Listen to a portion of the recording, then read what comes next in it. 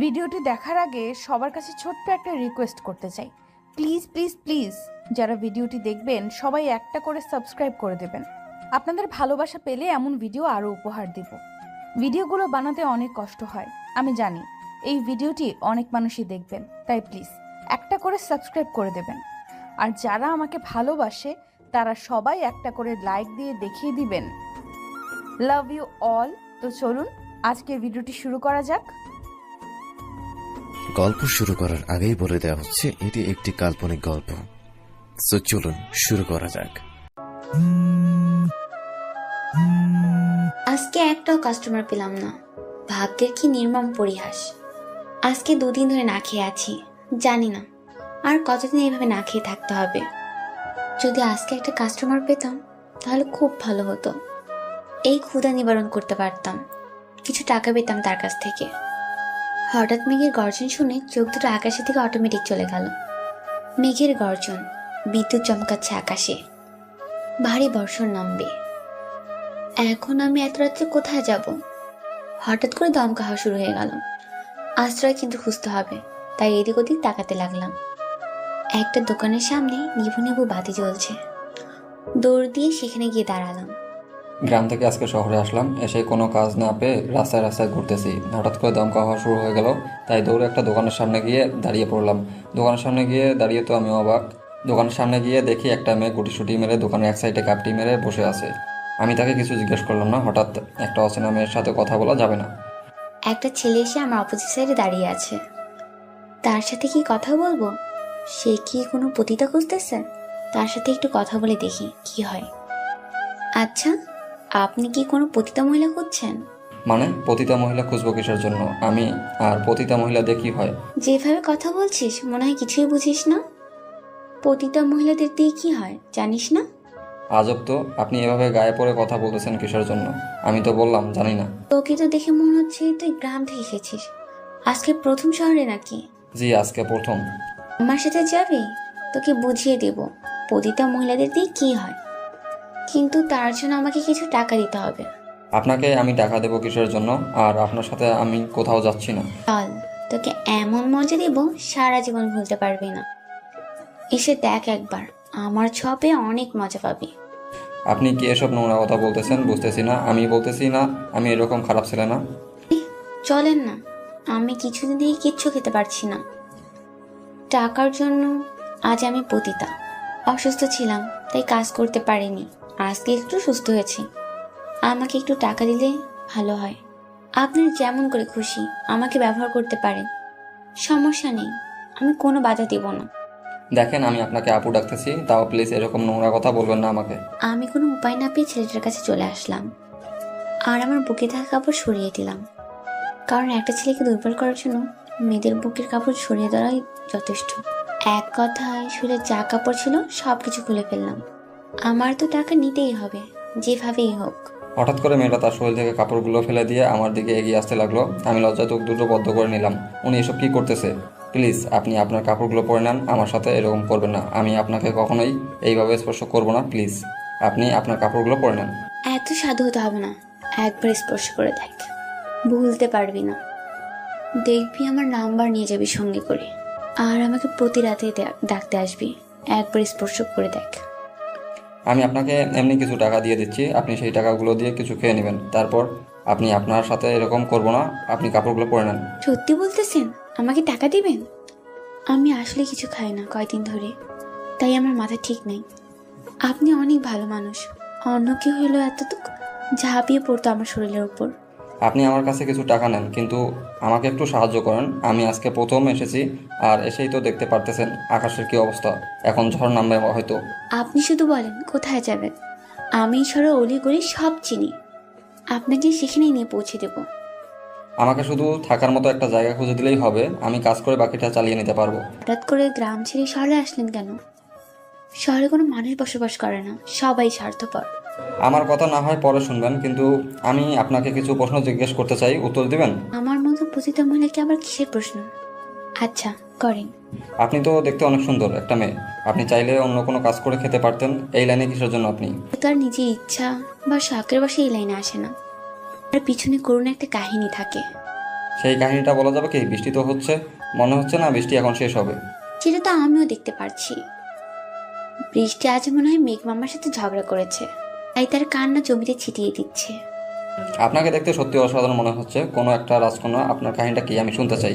বলবো যদি কোনোদিন দেখা হয় আপনার সাথে, কিন্তু আজকে না, ইচ্ছা করছে না বলতে। দেখেছেন বৃষ্টি হচ্ছে, আমার না বৃষ্টিতে ভিজতে খুব ইচ্ছা করছে। আপনি কি আমার সাথে একটু বৃষ্টিতে ভিজবেন? আমার সাথে অন্য কোনো কাপড় নেই যে বৃষ্টিতে ভিজবো, কাপড় চেঞ্জ করে নেব। আমার সাথে যাবেন না? আমি আপনাকে কাপড় দেব, সমস্যা নেই। যদি আপনার সমস্যা না থাকে আমার সাথে যেতে। আমাকে থাকার জায়গা দিবেন, আমি আপনাকে ভাড়া দিয়ে দেবো, সমস্যা নেই। ভাড়া দিবেন? আচ্ছা, দেখা যাবে। আচ্ছা চলেন তাহলে, আমারও অনেক দিন থেকে বৃষ্টিতে ভেজা হয় না, আজকে না হয় একটু বৃষ্টিতে ভিজি। তারপর সে অচেনা লোকটা হাত ধরলাম। আমি একটা পতিতা মেয়ে, আজকে প্রথম এমন একটা মানুষের হাত ধরলাম যে আমার দেহকে ভোগ করতে চায় না। প্রথমবার এরকম একটা মানুষের সাথে পরিচয় হলো। কারণ যে আমাকে দেখে সে আমাকে অফার করে, তোর দাম কত?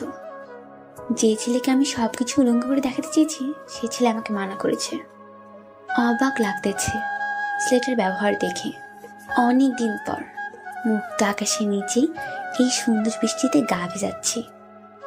যদিও এরকম অনেক বৃষ্টি হয়েছে, আমি অন্যকে মজা দিতে ব্যস্ত এখন অন্যের খাটে। আর আজকে অনেক দিন পর নিজের ইচ্ছে পূরণ করছি, এই রাতে বৃষ্টিতে ভিজছি। মেয়েটাকে দেখতে অনেক মায়াবী লাগতেছে, তার উপর বৃষ্টি ভেজা অবস্থায় দেখতে তো একদম পাগলের মতো নেশা ধরে যাচ্ছে মেয়েটার উপর। কিন্তু নিজেকে কন্ট্রোল করতে হবে, কারণ আমি এরকম বাজে ছেলে না যে পতিতার উপর নজর দেবো। যতই হোক তারা তো পতিতা, কিন্তু তাদের তো একটা আত্মসম্মানবোধ আছে, কারণ তারা তো নিজেদের ইচ্ছা মতো পতিতা হয়নি, সমাজে তাদেরকে বাধ্য করেছে পতিতা হতে। হয়তো তাদেরও কিছু স্বপ্ন ছিল, তারা তো ছোট থেকে জানতো না যে তাদের বড় হয়ে পতিতা হতে হবে। কার ভাগ্যে কী লেখা আছে সেটা শুধু উপরওয়ালাই জানে, আর আমরা শুধু চেষ্টা করি ভালো কিছু করার। যখন চেষ্টাটা করতে গিয়ে একদম শেষ প্রান্তে দাঁড়িয়ে যাই, তখন আর কোনো কিছু মাথায় থাকে না। কি ব্যাপার? সেই কতক্ষণ ধরে দেখছি আপনি আমাকে এক দৃষ্টিতে তাকিয়ে আছেন। ব্যাপার কি? লোভে পড়ে যাচ্ছেন না তো আমার শরীরের? কি বলতেছেন? সেরকম কিচ্ছু না, এমনিতেই আপনাকে দেখতেছি অনেক সুন্দর লাগতেছে। ভাবতেছি যদি আপনি পতিতা না হয়ে অন্যরকম একটা মেয়ে হতেন তাহলে হয়তো আজকে রাতটা অন্যরকম হতো। যদি পতিতা না হতাম তাহলে আজকে আমাকে, না কিছু বলবো না এখন। আপনার যেটা ইচ্ছা ভাবতে পারেন, কিন্তু আপনার একটা সমস্যা, আপনি পতিতা। হ্যাঁ, সেটা আমি ভালো করেই জানি। আপনাকে বারবার সেটা বলতে হবে না, কারণ প্রতিটার ভাগ্যটাই হচ্ছে লাঞ্ছনা ভোগ করার জন্য। লাঞ্ছনা ছাড়া তাদের ভাগ্যের কিচ্ছু জোটে না। আমি সেটা বলতে চাচ্ছি না। এখন চলেন আমরা দোকানের সামনে গিয়ে দাঁড়াই, বা আপনার বাসায় চলে যাই। এইখানে তো থাকা যাবে না, বৃষ্টি অনেকক্ষণ ভিজলাম। আচ্ছা চলেন তাহলে আমার সাথে। আর যদি আপনার মান সম্মান বা আত্মসম্মানের বাধা হয়ে দাঁড়ায় আমার সাথে যাইতে, তাহলে আপনি এখানেই বসে থাকেন। আর কিছুক্ষণ পর সকাল হবে, যেখানে খুশি সেখানে চলে যাবেন। আমার কোনো সমস্যা নেই, যাইতে চলেন। তারপর মেয়েটার সাথে যেতে ধরলাম। মেয়েটা দেখলাম যে শহর থেকে একটু দূরে চলে যাচ্ছে, মানে একটু জঙ্গল টাইপ এলাকায় যাচ্ছে। বুঝলাম না মেয়েটা জঙ্গলে থাকে, তাহলে আমি ভয়ে ভয়ে মেয়েটার পেছনে যেতে ধরলাম। মেয়েটা আমার সামনে ধান্দাবাজি করতেছে না তো, যে শহর ছিলেন, আমি শহরের কিছু চিনি না, গ্রামের ছেলে, আমার সাথে ধান্দাবাজি শুরু করে দিল না তো? যা হওয়ার তাই হবে। এত দূর যখন এসেই পড়েছি, তার সাথে আর কিছু দূর যাই দেখি তার মতলবটা কি। তারপর দেখলাম সামনে একটা কুঁড়ে ঘর দেখা যাচ্ছে। তার মানে এই জঙ্গলের মাঝে একাই কুঁড়ে ঘরে থাকে। ভয়ে ভয়ে মেয়েটার পিছনে পিছনে শেষ পর্যন্ত কুঁড়ে ঘরের সামনে চলে আসলাম। এসে একটা মেয়ের কথা শোনা যাচ্ছে, ফোনে কথা বলতেছে মনে হয়। কার সাথে এত জোরে জোরে? এইখানে আমি থাকি, এটাই আমার রাজ্য। এখানে কারো কথা শুনতে হয় না আমাকে। আমার ইচ্ছে মতো আমি এখানে থাকি, আর আমার সাথে একটা ডাইনি থাকে। আপনার সাথে ডাইনি থাকে মানে? বুঝলাম না সঠিক। ভয় পাবেন না, মানুষই থাকে, কিন্তু আমি তাকে ডাইনি নামে সবসময় ডাকি, কারণ তার সাথে আমার সবসময় ঝগড়াঝাটি লেগে থাকে। ও আচ্ছা, চলেন তাহলে ভিতরে গিয়ে তার সাথে পরিচিত হওয়া যাক। তারপর আমি ছেলেটাকে নিয়ে আমরা সেই কুড়ে ঘরে প্রবেশ করলাম। ঘরে প্রবেশ করে দেখি ডাইনির গায়ে কিচ্ছু নেই, তাই আমি ছেলেটার চোখ তাড়াতাড়ি হাত দিয়ে ঢেকে ধরলাম, যাতে তাকে দেখতে না পায়। কিরে, তুই এটা কাকে নিয়ে এসেছিস? স্যার, আমাকে ডাকবি না? দেখতে পাচ্ছিস না আমার কি অবস্থা? সেটা তো দেখতেই পাচ্ছি। এখন তাড়াতাড়ি কিছু পরে নে। এসব কি পরে আছিস? কেন, তুই জানিস না আমি কি পরে থাকি? রাতে তুই একটা ছেলেকে নিয়ে এসেছিস কেন আমাদের এখানে? তোর সাথে এত কথা বলতে পারবো না, আগে শরীরে কিছু পরে নে, বুঝেছিস? তারপর পরে বাকি কথাগুলো বলা যাবে। তারপর মিমি একটা জামা পরে নিল, আর আমি লোকটাকে ছেড়ে দিলাম। লোকটা একটু লজ্জা পেয়ে বাইরে গিয়ে দাঁড়িয়ে পড়লো। আমি তাকে কিছু বললাম না। সে বাইরে থাকুক, মিমির সাথে আগে কথা বলার দরকার নেই। কুত্তি কোথাকার, তুই জানিস না আমরা এখানে দুটো মেয়ে থাকি আর মা পতিতা? একটা ছেলেকে নিয়ে এসেছিস, ব্যবসা করবি বাইরে করবি, আমাদের ঘরে দেখানো কি আছে? ছেলেটা গ্রাম থেকে এসেছে, শহরে কিছু চেনে না, বিপদ পড়েছে, তাই আমার সাথে এসেছে। তার জন্য তুমি তাকে আমাদের বাসায় নিয়ে আসবি? সমস্যা কি? রাতে আমার সাথে থাকবে, আমার রুমে, আর তুই তোর রুমে যা ইচ্ছা তাই করতে পারিস। দেখে একটা কুত্তার বাচ্চা আমার সাথে কথা বলতেছে না, রাগ উঠে গেছে। এখন তোর সাথে কথা বলে আর রাগ বাড়াতে চাচ্ছি না। তোর যা ইচ্ছা তুই তাই কর, আমাকে আমার মতন থাকতে দে। তোদের নিয়ে আর পারি না, আমার ঝগড়া হয়েছে, তোদের মধ্যে আবার কি নিয়ে ঝগড়া শুরু হলো? সেটা পরে শুনতে পারবি। এখন তুই তোর মেহমানকে খাতিরদারি কর, দেখ ঘরে কি আছে। আচ্ছা, তোর সাথে পরে কথা হচ্ছে। মনে হচ্ছে আবার বৃষ্টি নামবে, এমনিতেই ভিজে কাক হয়ে গেছি, চেঞ্জ করি। তারপর মিমির রুম থেকে বেরিয়ে লোকটাকে সাথে করে আমার রুমে নিয়ে চলে আসলাম। এসে ওনাকে বসে দিলাম চেয়ারে। ভিতর থেকে তো ঘরটাকে একদম অন্যরকম লাগতেছিল, বাহির থেকে মনে হচ্ছে যে ভাঙাচুরা হবে, ভিতরে তো একদম অন্যরকম মনে হচ্ছে, রাজবাড়ির মতো। থাক, আর হাসানোর মতন কিছু বলবেন না, হাসিগবি কথা বলবেন না, হাসি পাচ্ছে খুব। আমি থাকবো কোথায়? এইখানে আপনি থাকেন, ওই রুমে আপনার বন্ধু থাকে, তাহলে আমাকে নিয়ে আসলেন যে? কেন, আমার সাথে থাকবে নাকি পিছনে একই সাথে? আপনার মাথা ঠিক আছে? কি আজব কথা বলতেছেন আপনি? আপনার সাথে কেন থাকবো আমি? আমি কিভাবে বলবো? এসেছেন যখন থাকার জন্য, যদি না থাকেন তাহলে চলে যাবেন। প্রয়োজন হলে সেটাই করব, দরকার হলে রাস্তায় গিয়ে থাকবো একটা অপরিচিত মেয়ের সাথে। এইভাবে থাকা উচিত না। যা হয়েছে, আপনি এখন বিছানায় থাকবেন, আমি নিচে থাকবো। আমার সাথে থাকতে হবে না, মজা করলাম, টেনশন আর কিছু নেই। আর সকাল হলে দেখতে পারবেন এখানে কি পরিমাণে মজা হয়। আর আমি যাকে ডাইনি বলি তার বয়ফ্রেন্ডের সাথে ঝগড়া হয়েছে, কালকে সকালে হয়তো তাকে গিয়ে আমাকে আনতে হবে।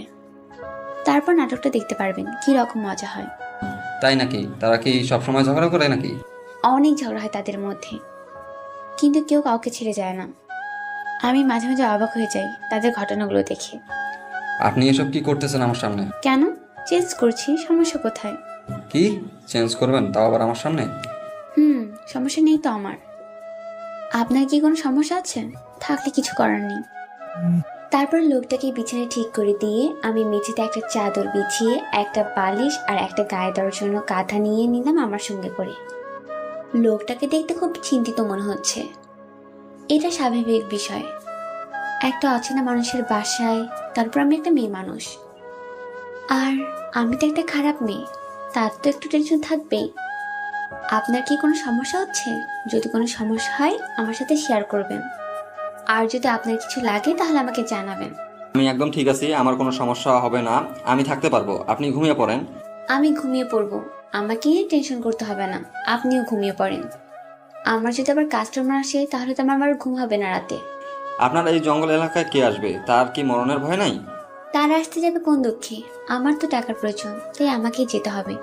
তারা তো শুধু ফোন করবে। তাই বলে এত রাত্রে আপনি একজন মেয়ে হয়ে এই জঙ্গলের পথ দিয়ে আবার সেই শহরে যাবেন? এটা অবিশ্বাস্য হচ্ছে না? আমাকে নিয়ে এত আপনাকে ভাবতে হবে না। আপনি আমাকে নিয়ে যত ভাববেন ততই আপনার কাছে আমি খারাপ হয়ে যাব, আর আমি আপনার প্রশ্নের উত্তরগুলো যত দিব ততই আমার জন্য আপনার মনে ঘৃণা তৈরি হবে। তাই প্লিজ আপনি ঘুমিয়ে পড়েন, কালকে সকালে কথা হবে। Good night. আমিও আর মেয়েটাকে কোনো কিছু বললাম না, চুপচাপ শুয়ে পড়লাম। ঘুম ধরবে না জানি, কারণ একটা অচেনা জায়গায় এত সহজে কারোরই ঘুম ধরে না, তার উপর একটা মেয়ের সাথে একটা অন্যরকম মনোভাব থাকবে। তাও ঘুমানোর বিতা চেষ্টা করতেছি, আর বাসার কথা ভাবতেছি, কি ছিলাম আর কি হয়ে আসলাম শহরে, একদম ফকিরের বেশে। ভাগ্যে যেটা ছিল সেটাই হয়েছে আমার সাথে, ভাগ্যকে তো আর পাল্টানো যাবে না। আল্লাহ তাআলার উপর সবসময় ভরসা রাখতে হবে, তিনি যা করবে আমার জীবনের জন্য মঙ্গলের জন্য করবে, কখনো তিনি আমার খারাপ চাইবে না। আমি শুধু তার উপর ভরসা করব, অন্য কারোর উপর না। হঠাৎ করে আজকে আমার কি হয়ে গেল, ঘুম ধরতেছে না, শুধু এই লোকটার কথা ভাবতেছি কেন? আজাইরা, আমার তো এসব চিন্তা ভাবনা করে লাভ নেই, আমার তো পেট বাঁচাতে হবে। কি করব ভেবে পাচ্ছি না। 5-6 দিন থেকে হাতে টাকা নেই, যা ছিল সবকিছু রোগের পিছনে খরচ করেছি। এখন সামনে গুলো চলবো কিভাবে? মিমির কাছে টাকা আছে, কিন্তু চাইবো কিভাবে? তারও তো টাকার অনেক প্রয়োজন। এখন তো ব্যবসা তেমন ভালো না, কি করব ভেবে পাচ্ছি না। যা হয় হবে, এত টেনশন করে কি হবে? এখন ঘুমানোর চেষ্টা করি, কালকে সকালে দেখা যাবে। আর রাত্রে যদি কোনো কাস্টমার আসে তাহলে তার কোনো টেনশন করতে হবে না। সকালে ঘুম ভেঙে গেল, উঠে দেখি মিমির ঘরে দরজা খোলা। ব্যাপার কি, এত সকালে মিমি ঘুম থেকে উঠেছে? নাকি তার হবু স্বামীর সঙ্গে ঝগড়া কোনো অঘটন ঘটালো? এদেরকে নিয়ে আর পারি না, এত জ্বালা যন্ত্রণা সহ্য হয় না। মিমির রুমে গিয়ে দেখি সবকিছু ঠিকঠাক আছে, কিন্তু মিমিকে ঘরে দেখা যাচ্ছে না। তাই আশেপাশে দেখতে লাগলাম, এত সকালে কোথায় চলে গিয়েছে। ভালোভাবে বাড়ির চারপাশ দেখলাম, কিন্তু কোথাও দেখা যাচ্ছে না। ব্যাপার কি, এত সকালে কোথায় সে? খুব টেনশন হতে লাগলো, বুঝতেছি না। আজকে প্রথম এরকম হলো। এর আগে ওদের অনেক ঝগড়া হয়েছে, সেরকম তো কিছু করেনি মিমি। তাহলে এবার কি একটু বেশি ঝগড়া হয়েছে? তা না হলে এত সকাল সকাল ঘুম থেকে উঠে উধাও হয়ে গেল কেন মিমি? কিরে, এইভাবে উকিঝুঁকি দেয়? কি দেখতেছিস? মনে হচ্ছে অন্যের বাসায় এসেছিস, চোরের মতন এদিক ওদিক তাকাচ্ছিস। ব্যাপার কি কি হয়েছে? শালি, তোকে খুঁজতেছি। এত সকালে রুমের দরজা খুলে রেখে কোথাও উধাও হয়ে গেছিলি? নাকি কাস্টমার এসেছিল? একটা কাস্টমার এসেছিল, তোর খোঁজ করতেছিল। বললাম যে তুই বাইরে গিয়েছিস, কারণ তোর রুমে একটা মানুষ, তাই তোকে ডাকার সাহস পাইনি, তাই তিনি আমাকে নিয়ে গেলেন। ভালো কাজ করেছিস। তো তোর হবু স্বামীর সাথে কথা হয়েছে? আর সবকিছু ঠিক আছে নাকি আমাকে যাইতে হবে সেখানে? তোকে কিছু করতে হবে না, পরে কথা হয়েছে, সব ঠিক আছে। সে একটু ব্যবসার কাজে ব্যস্ত, বিকালে এখানে আসবে, তখন কথা হবে। আর সে বলতেছে আমাকে নাকি তাড়াতাড়ি তার ঘরে নিয়ে যাবে, কারণ রান্না করার মতন নাকি তার এখন কেউ নেই। আমার সাথে আর চাপাবাজি করতে হবে না। বুঝি আমি ছোট বাচ্চা না। রান্না করার মানুষ নাই নাকি কিসের মানুষ নেই সেটা তো আমি বুঝতেই পারছি। তোকে ছাড়া তার আর থাকা হচ্ছে না, কষ্ট হচ্ছে খুব তোকে ছাড়া থাকতে, তাই নিয়ে যাচ্ছে তোকে। ভালো খবর। তাহলে সেই সুখে মিষ্টি নিয়ে আয় বাজার থেকে, মিষ্টি মুখ করা আমাদের। সবাই একসাথে হোক, তারপর সবাইকে একসাথে মিষ্টি মুখ করাবো। এখন ফ্রেশ হব, তুই গিয়ে তোর মানুষটার জন্য কিছু নিয়ে আয়। এই নে টাকা। আমি ভালো করে জানি তোর কাছে টাকা নাই, কিন্তু আমার কাছে তুই টাকা চাইবি না, সেটা আমি ভালো করে জানি। এই টাকাগুলো তোর, কারণ কাস্টমারটা তোর জন্য এসেছিল, টাকার প্রয়োজন হবে তোর, তার জন্য আমি গিয়েছি। আমার কাছে যে টাকা আছে তাতেই চলবে। কয়েকদিন তুই গিয়েছিস, তোর কাছে টাকাটা রেখে দে, আমার লাগবে না। আমি কোনো কথা শুনতে চাচ্ছি না। এই নে তোর টাকা, আর তোর যা ইচ্ছা কিন। এই নে তোর কাস্টমার, খাতিরদারি কর। আমি গেলাম। কথাটা বলে মিমি তার টাকাগুলো আমার হাতে ধরে দিয়ে দৌড়ে সেখান থেকে চলে গেল। পাগলি মেয়ে, আমার আবদারগুলো অনেক পূরণ করে দিয়েছে, আমিও করেছি, কিন্তু তার তুলনায় অনেক নগণ্য। জঙ্গল থেকে বেরিয়ে একটা দোকান পাওয়া যায়, সেই দোকান থেকে লোকটার জন্য কিছু নাস্তা নিয়ে আসলাম, কারণ লোকটা হয়তো কালকে রাত থেকে কিছু খায়নি, কারণ কালকে রাত্রে তাকে আমি কিছু খাইতে দেইনি। আমার ঘরে কিছু ছিল না, লজ্জায় বলতে পারিনি। আমি দোকান থেকে ফিরে এসে দেখি লোকটা ঘরের মধ্যে বসে আছে। লজ্জায় হয়তো বাইরে যেতে পারিনি। কালকের যে ঘটনা ঘটেছিল মিমির সামনে, তাই হয়তো লজ্জায় ঘর থেকে বের হয়নি।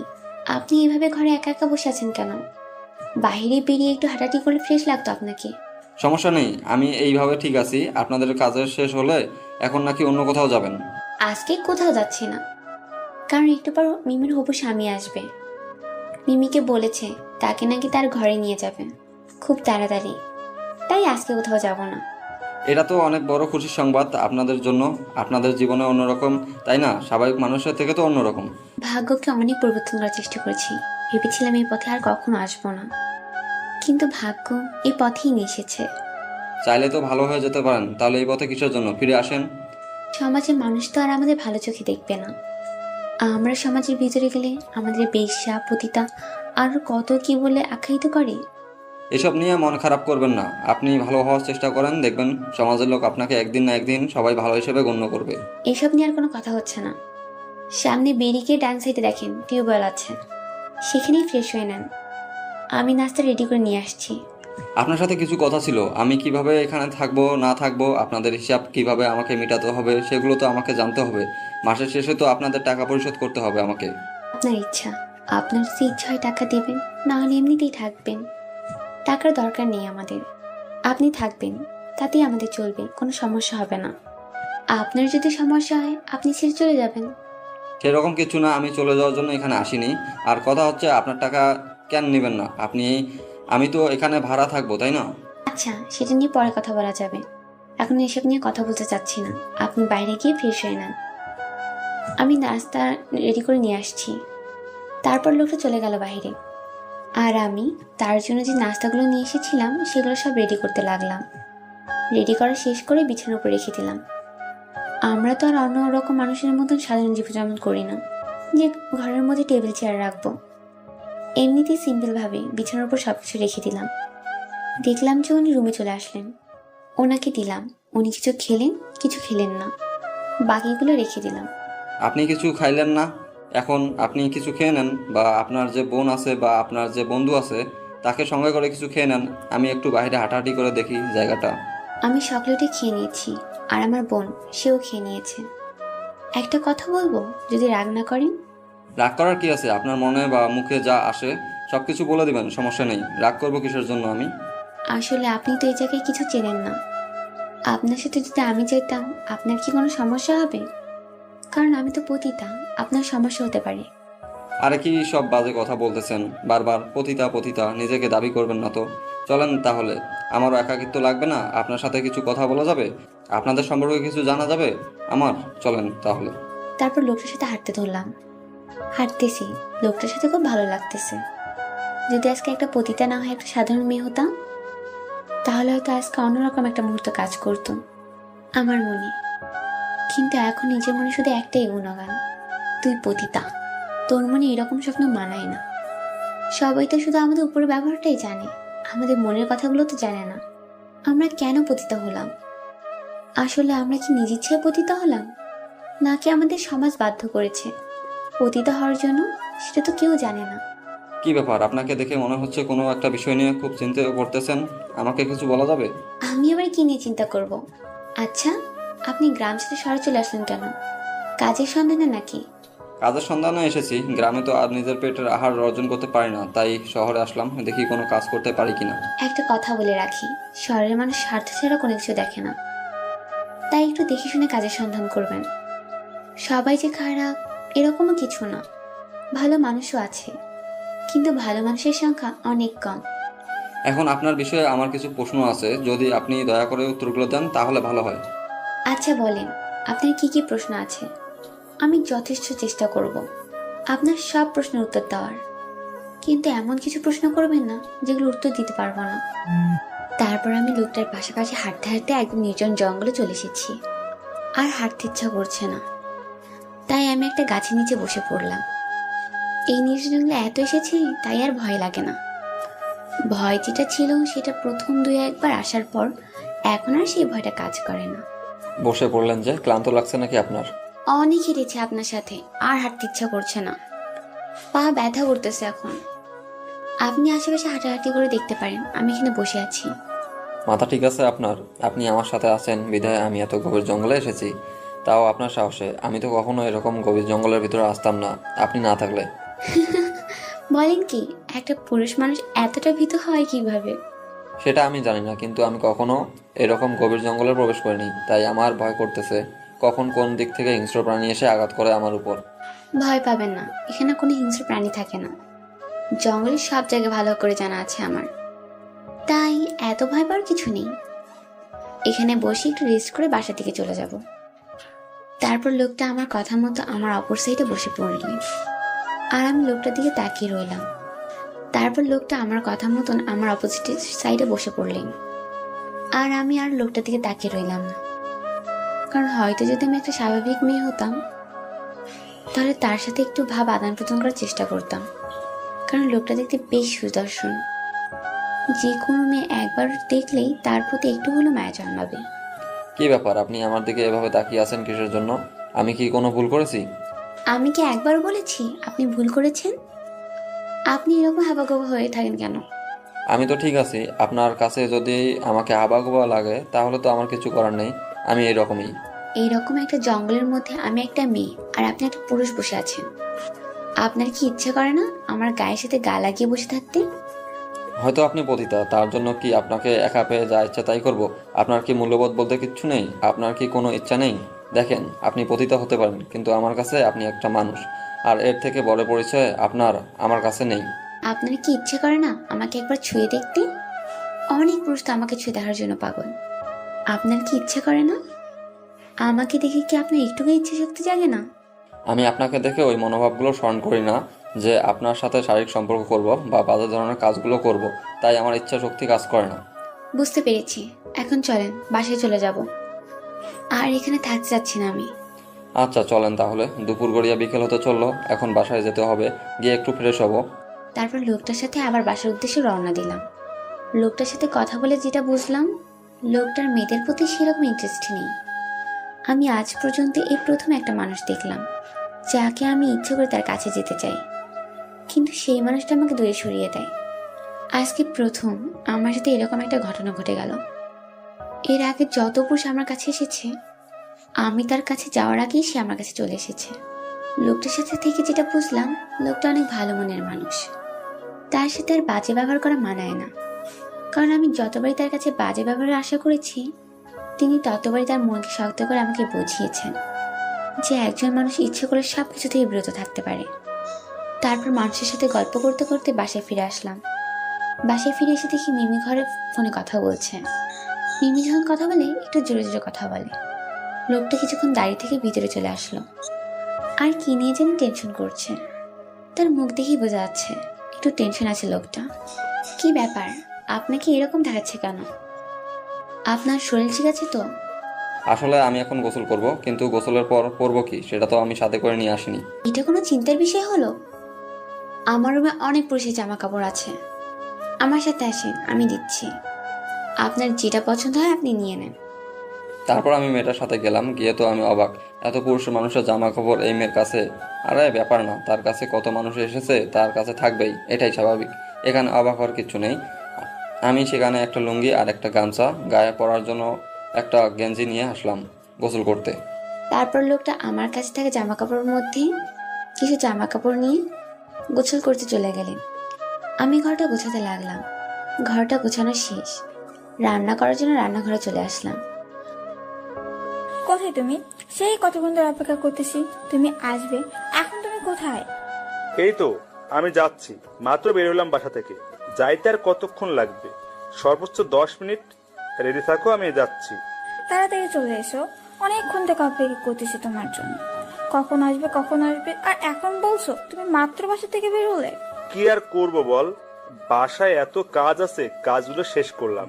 তারপর কিছু কাস্টমার এসেছিল, তাদেরকে বিদায় করলাম। তোমার ব্যবসা আর কতদিন চলবে? দাঁড়াও, আমি তো যাচ্ছি, তারপর দেখো তোমার ব্যবসা আমি ছুটাচ্ছি। মেয়েগুলো যদি হাতছাড়া হয়ে যায়, তখন দেখবে আমাকে আর কেউ খোঁজ করবে না। তাই মেয়েগুলোকে হাতে ধরে রেখেছি, বুঝছো? আচ্ছা অনেক হয়েছে, আর কিচ্ছু শুনতে চাই না। তুমি তাড়াতাড়ি এসো, আমি আছি, কোথাও যাব না। তাহলে তাড়াতাড়ি চলে এসো। কেন, তোমার কি কোনো কাস্টমার আছে নাকি? থাকলে যাও, আমি কেনা হবে তা করব তোমার জন্য। আমার এই দেহটার কাস্টমার তো অনেক আছে, তাই না? কিন্তু আমার মনের কাস্টমার যে আসতেছে, তার জন্য তো আমাকে থাকতেই হবে। আচ্ছা তাহলে তুমি থাকো, আমি যাচ্ছি। বেশিক্ষণ লাগবে না, অল্প কিছুক্ষণের মধ্যে পৌঁছে যাব। আপনার কি রান্না করা শেষ হয়েছে? যদি শেষ হয়ে থাকে তাহলে খাবারগুলো তাড়াতাড়ি নিয়ে আসতেন, আসলে আমার খুব ক্ষুধা লেগেছে।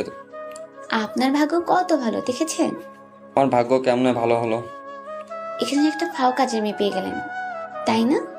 আপনাকে তো আর রান্না করতে হবে না। আমি আপনার টাকা দিয়ে দেবো, সমস্যা নাই, কাল সকালের কাজের সন্ধানে বের হব। আপনি তো অনেক খারাপ একটা মানুষ। আমি কি বলেছি আমাকে টাকা দিতে হবে? আমি তো এমনি আপনার সাথে মজা করছিলাম, এখন দেখছি আপনি সিরিয়াসলি নিয়ে নিয়েছেন। কথাটা আমি একটু মজা করে বলেছিলাম, সিরিয়াসলি নেওয়ার কোনো দরকার নেই। আমি সেটা বলতে চাচ্ছি না, আপনি তো আমাকে সাহায্য করছেন, তাই না? আর আপনাকে যে কি বলে ধন্যবাদ দেবো সেই ভাষা আমি খুঁজে পাচ্ছি না। ধন্যবাদ দিতে হবে না, দেখবেন আপনি আমাকে একদিন সাহায্য করবেন। হয়তো আমি একদিন বিপদে পড়ে আপনার কাছে যেতে পারি। আচ্ছা সেদিন দেখা যাবে। আপনি কিছু খাইলেন না যে? আমার খুব ক্ষুধা লেগেছিল, তাই রান্নাঘরে বসেই খেয়ে নিয়েছি। আপনি খাওয়া দাওয়া শেষ করে একটু বিশ্রাম করেন, আমি মিমির সাথে একটু কথা বলে আসি। আচ্ছা, আপনার হাতের রান্নার প্রশংসা করতেই হবে, আল্লাহ ভালো জানে আপনার ভিতরে আর কত ধরনের গুণ রয়েছে। আমার ভিতরে নাকি গুণ থাকবে? অনেকে খুশি করাই আমার একমাত্র কাজ। সবসময় এই বাজে জিনিসটাকে টেনে আনেন কিসের জন্য?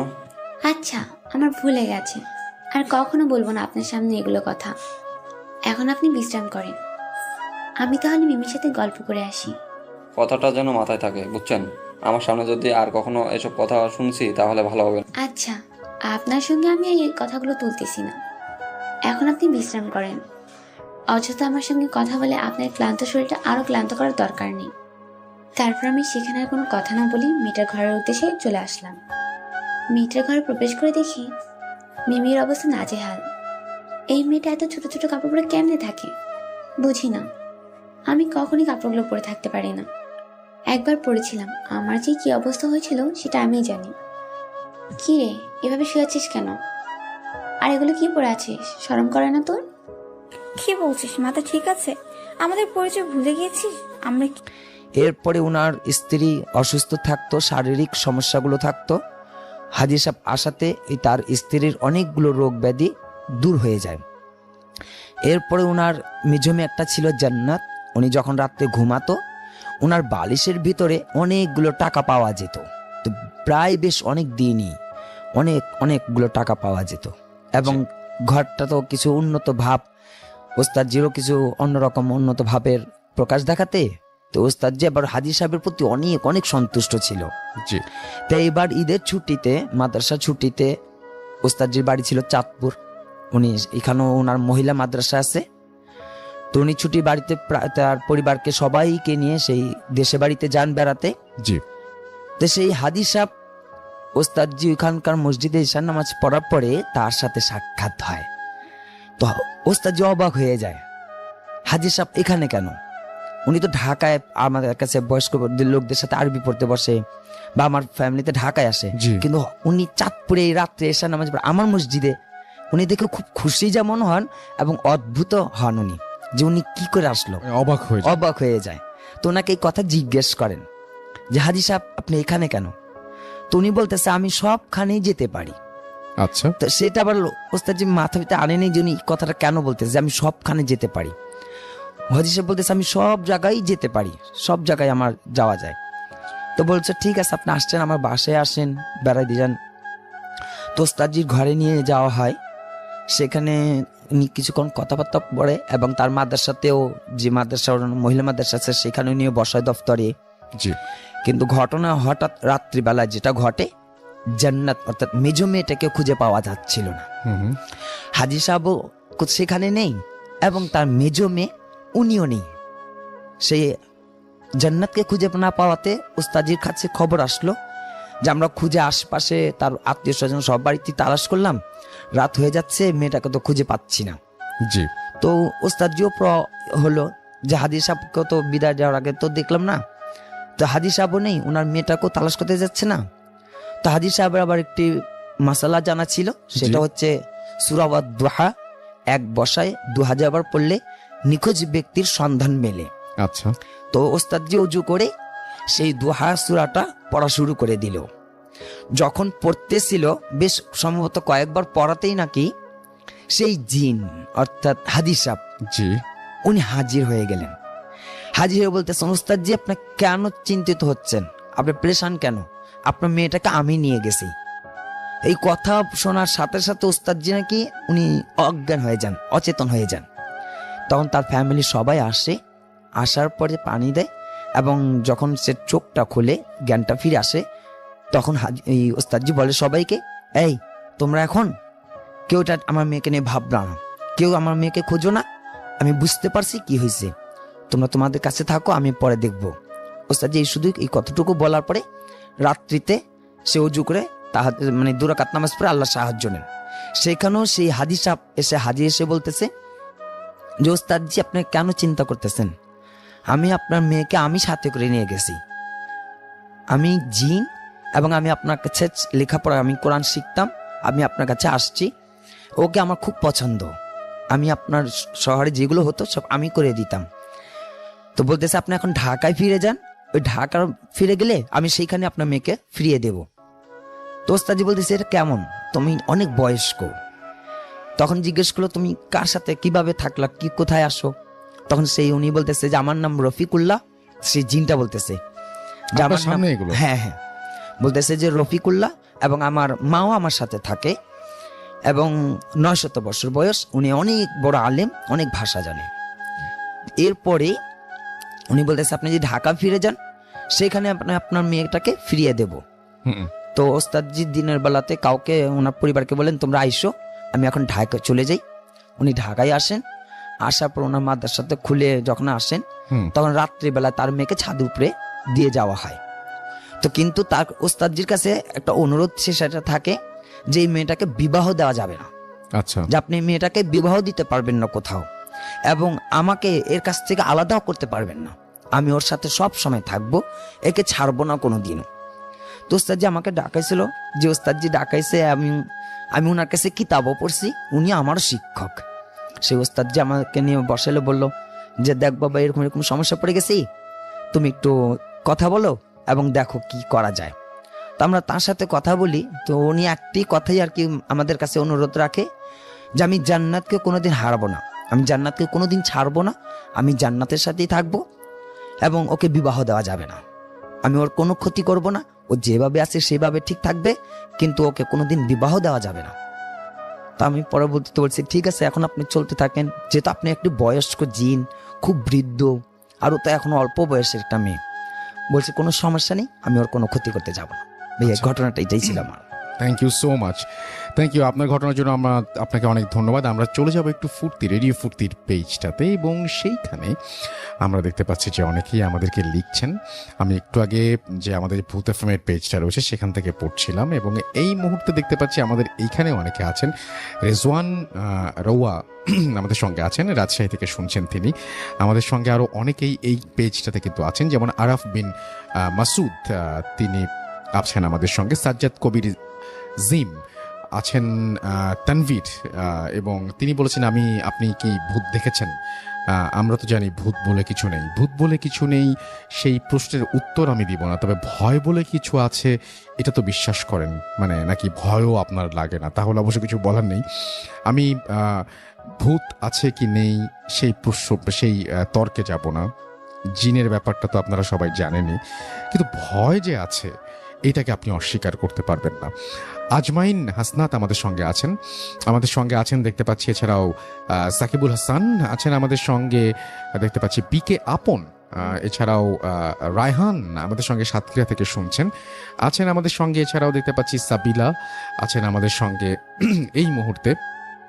এমডি আব্দুল্লাহ আল মামুন আছেন, অভিজিৎ দে ওকে আছেন আমাদের সঙ্গে দেখতে পাচ্ছি। এমডি ইমাম হোসেন, এছাড়াও স্বপ্নীল রাজু আছেন আমাদের সঙ্গে। অনির্বাণ সাহা আছেন, চয়ন আহমেদ আছেন আরিয়ান রোমেজ, শিহাম SRK আছেন, শরীফুল ইসলাম মামুন, শুভ এমডি হাসান আছেন, আফরিদা জামান আমাদের সঙ্গে আছেন এমডি অভি, এছাড়াও এমডি জাহিদ আমাদের সঙ্গে আছেন, সৈকত আমাদের সঙ্গে আছেন ইফতি মহসিন, এছাড়াও মার্জিয়া মারিজা আফরিন রিমু আমাদের সঙ্গে আছেন, এমডি ইমন আমাদের সঙ্গে আছেন, বিপ্লব ওঝা আমাদের সঙ্গে আছেন, এই মুহূর্তে আছেন এমডি আলামিন ঢাকা থেকে শুনছেন, মিল্টন অন্তরা ভালো লাগছে তিনি লিখেছেন, রিয়াজ আমাদের সঙ্গে আছেন, শাফিন আল ফরিজ আমাদের সঙ্গে আছেন, ইএস ইমন আছেন আমাদের সঙ্গে, তানভীর মণ্ডল আছেন আমাদের সঙ্গে আরও অনেকেই আছেন। সবার কাছেই আসবো, সবার কথাই ইনশাল্লাহ বলবো।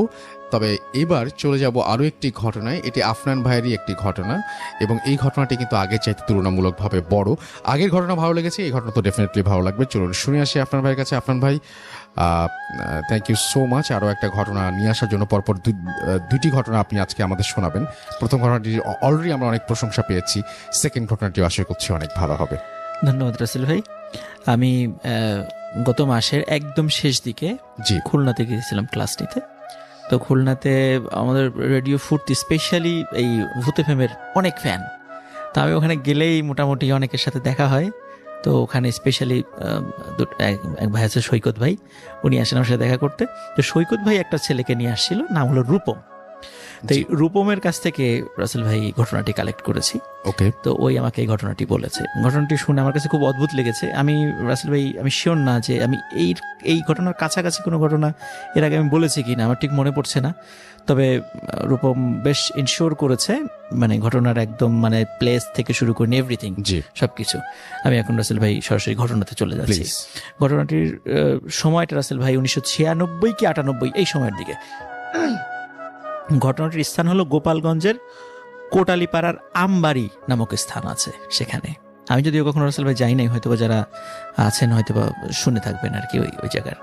তো ওই জায়গার ঘটনা।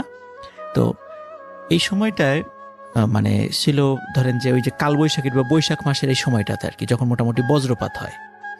তো এর মধ্যে কি হয়েছিল ভাই, বজ্রপাতে ওই এলাকার একজন লোক মারা যান। উনি ছিলেন কৃষক, মোটামুটি কৃষিকাজ করার সময় মারা যান আর কি বজ্রপাতে। তো স্বাভাবিকভাবেই তাকে দাফন করা হয়। তো ওই গ্রামেরই, ওই আমবাড়ি গ্রামেরই পাশে আর একটা গ্রাম আছে, নাম হলো ধরল। এই গ্রামটার নাম হলো ধরল।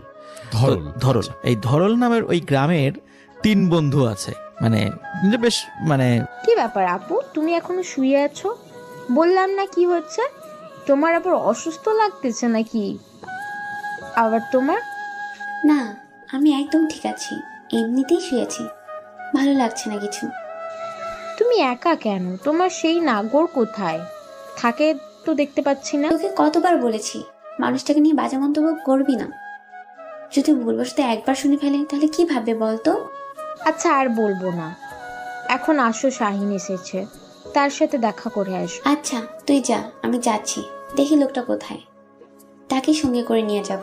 তোরা গিয়ে বসে থাক, আমি যাচ্ছি। আচ্ছা তাড়াতাড়ি এসো, লেট করিও না, আবার সন্ধ্যা হয়ে যাবে। মাত্র তো লোকটা আসলো, তাকে একটু রেস্ট করতে দে, এখনই শুরু করতে হবে এমন তো কোনো কথা নেই। তোরা একটু রেস্ট কর দুজনে, আমরা একটু পর যাচ্ছি। আরে তুমিও না সব সময় শুধু উল্টোপাল্টা কথা বলো। আমি তোমাকে কি বলতে চাচ্ছি, তুমি কি বোঝো না আমার কথা? আচ্ছা অনেক হয়েছে, অনেক ঝগড়া করলাম, আজকে তোর সাথে আর ঝগড়া করতে ইচ্ছা করতেছে না, পরে আবার মাথা ব্যথা করবে। তুই তোর রুমে যা, আমি যাচ্ছি। দেরি করিস না, তুই যা, আমি যাচ্ছি তোর পিছনে পিছনে। তারপর মিমি চলে গেল। আমি পিছনে পিছনে বেরিয়ে দেখি লোকটা এক সাইডে গাছের নিচে গাছে হেলান দিয়ে সামনের দিকে তাকিয়ে আছে। তাই আমি মিমির পিছনে না গিয়ে লোকটার ওখানে যেতে ধরলাম।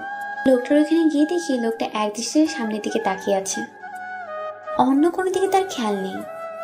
আমি লোকটাকে একটু ডাক দিলাম। লোকটা আমার দিকে তাকিয়ে আবার সামনের দিকে তাকিয়ে রইল, একদম উদাসীন হয়ে। কি ব্যাপার, এত উদাসীন হয়ে কি চিন্তা করছেন বলা যাবে কি? নাকি বাসার কথা মনে পড়ছে? সেরকম কিছু না, ভাবতেছি কালকে তো কাজের সন্ধানে বের হব, কিন্তু কি কাজ করব না করব ভেবে পাচ্ছি না।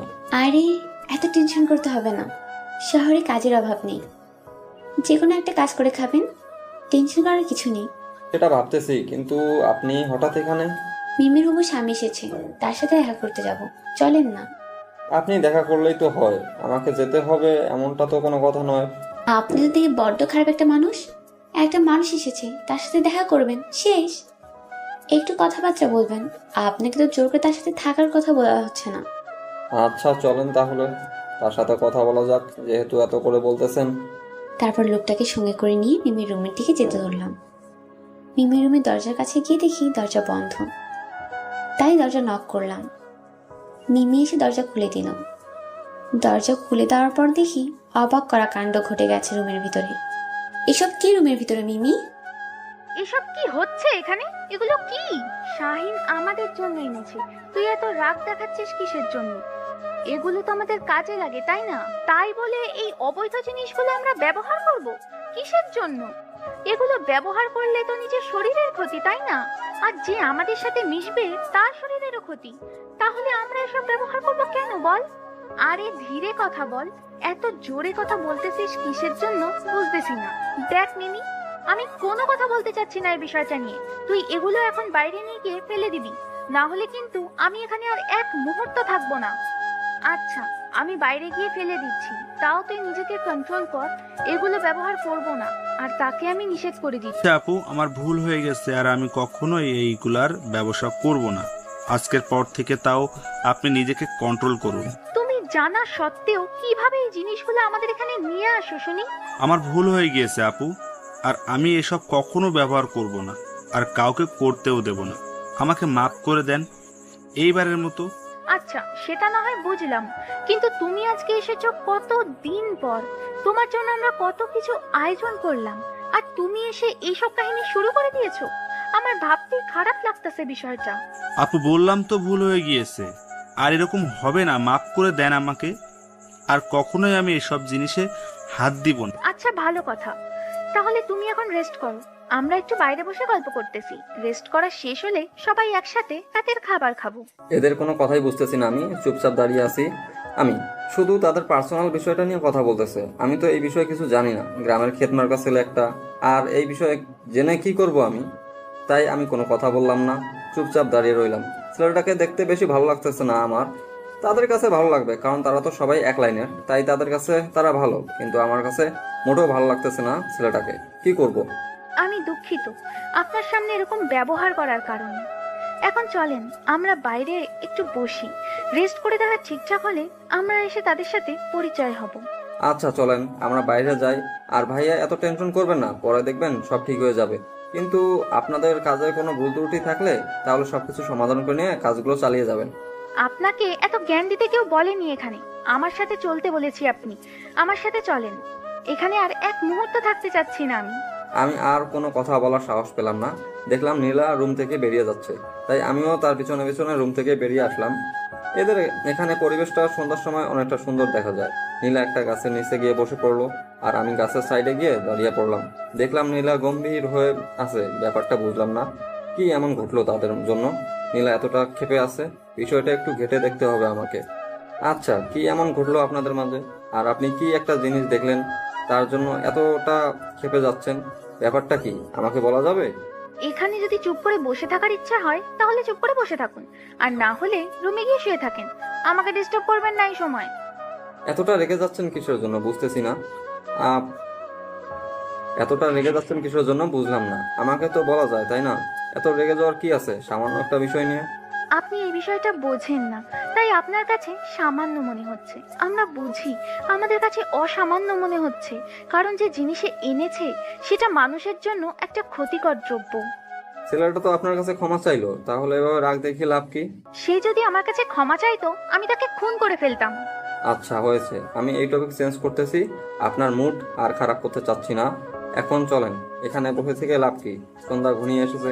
কোথায় যাব? এখন তো যদি যাই তাহলে রুমে গিয়ে বসে থাকতে হবে, তার থেকে এখানেই বসে থাকি, পরিবেশটা উপভোগ করি।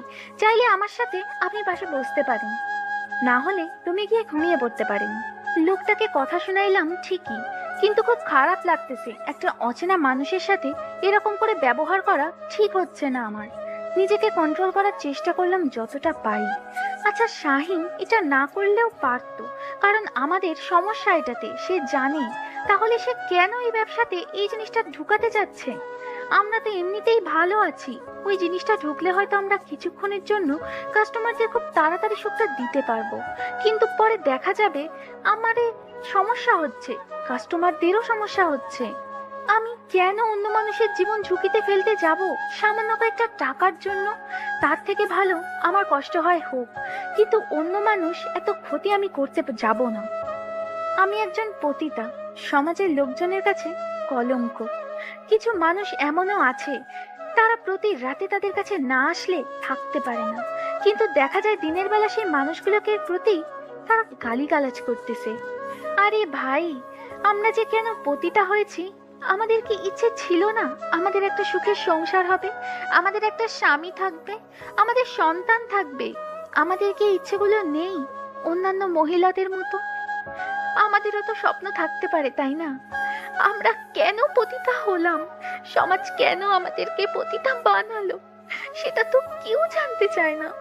শুধু উপরেরটা দেখে কথা বলো না, কেউ ভিতরটা জানার চেষ্টা করো, তাহলে বুঝতে পারবে বাস্তবটা কত কঠিন। যখন অন্য কাজ খুঁজতে গিয়েছিলাম তখন সবাই আমাদের শরীরের দিকে তাকিয়েছিল। আমাদের কাজ দেওয়া তো দূরের কথা, তারা আমাদেরকে অফার করতো কত নিবি।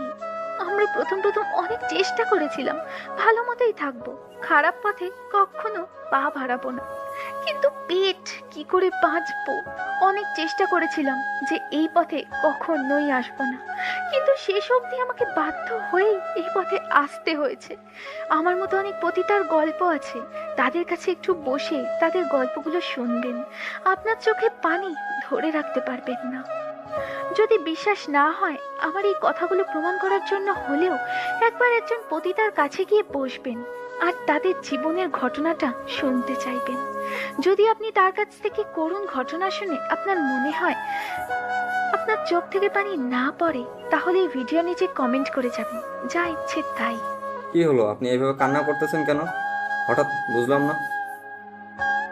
কি হলো, আপনি এইভাবে কান্না করতেছেন কেন? হঠাৎ বুঝলাম না। কি হইলো আপনার আবার? কিছু না, আমি একদম ঠিক আছি। আমাকে নিয়ে টেনশন করতে হবে না। এমনি চোখে পোকা পড়েছে, তাই চোখ দিয়ে পানি পড়তেছে, এর থেকে বেশি কিছু না। আমি ছোট বাচ্চা না, আমাকে জ্ঞান দিতে আসবেন না, বুঝছেন? কি হয়েছে আমাকে বলবেন।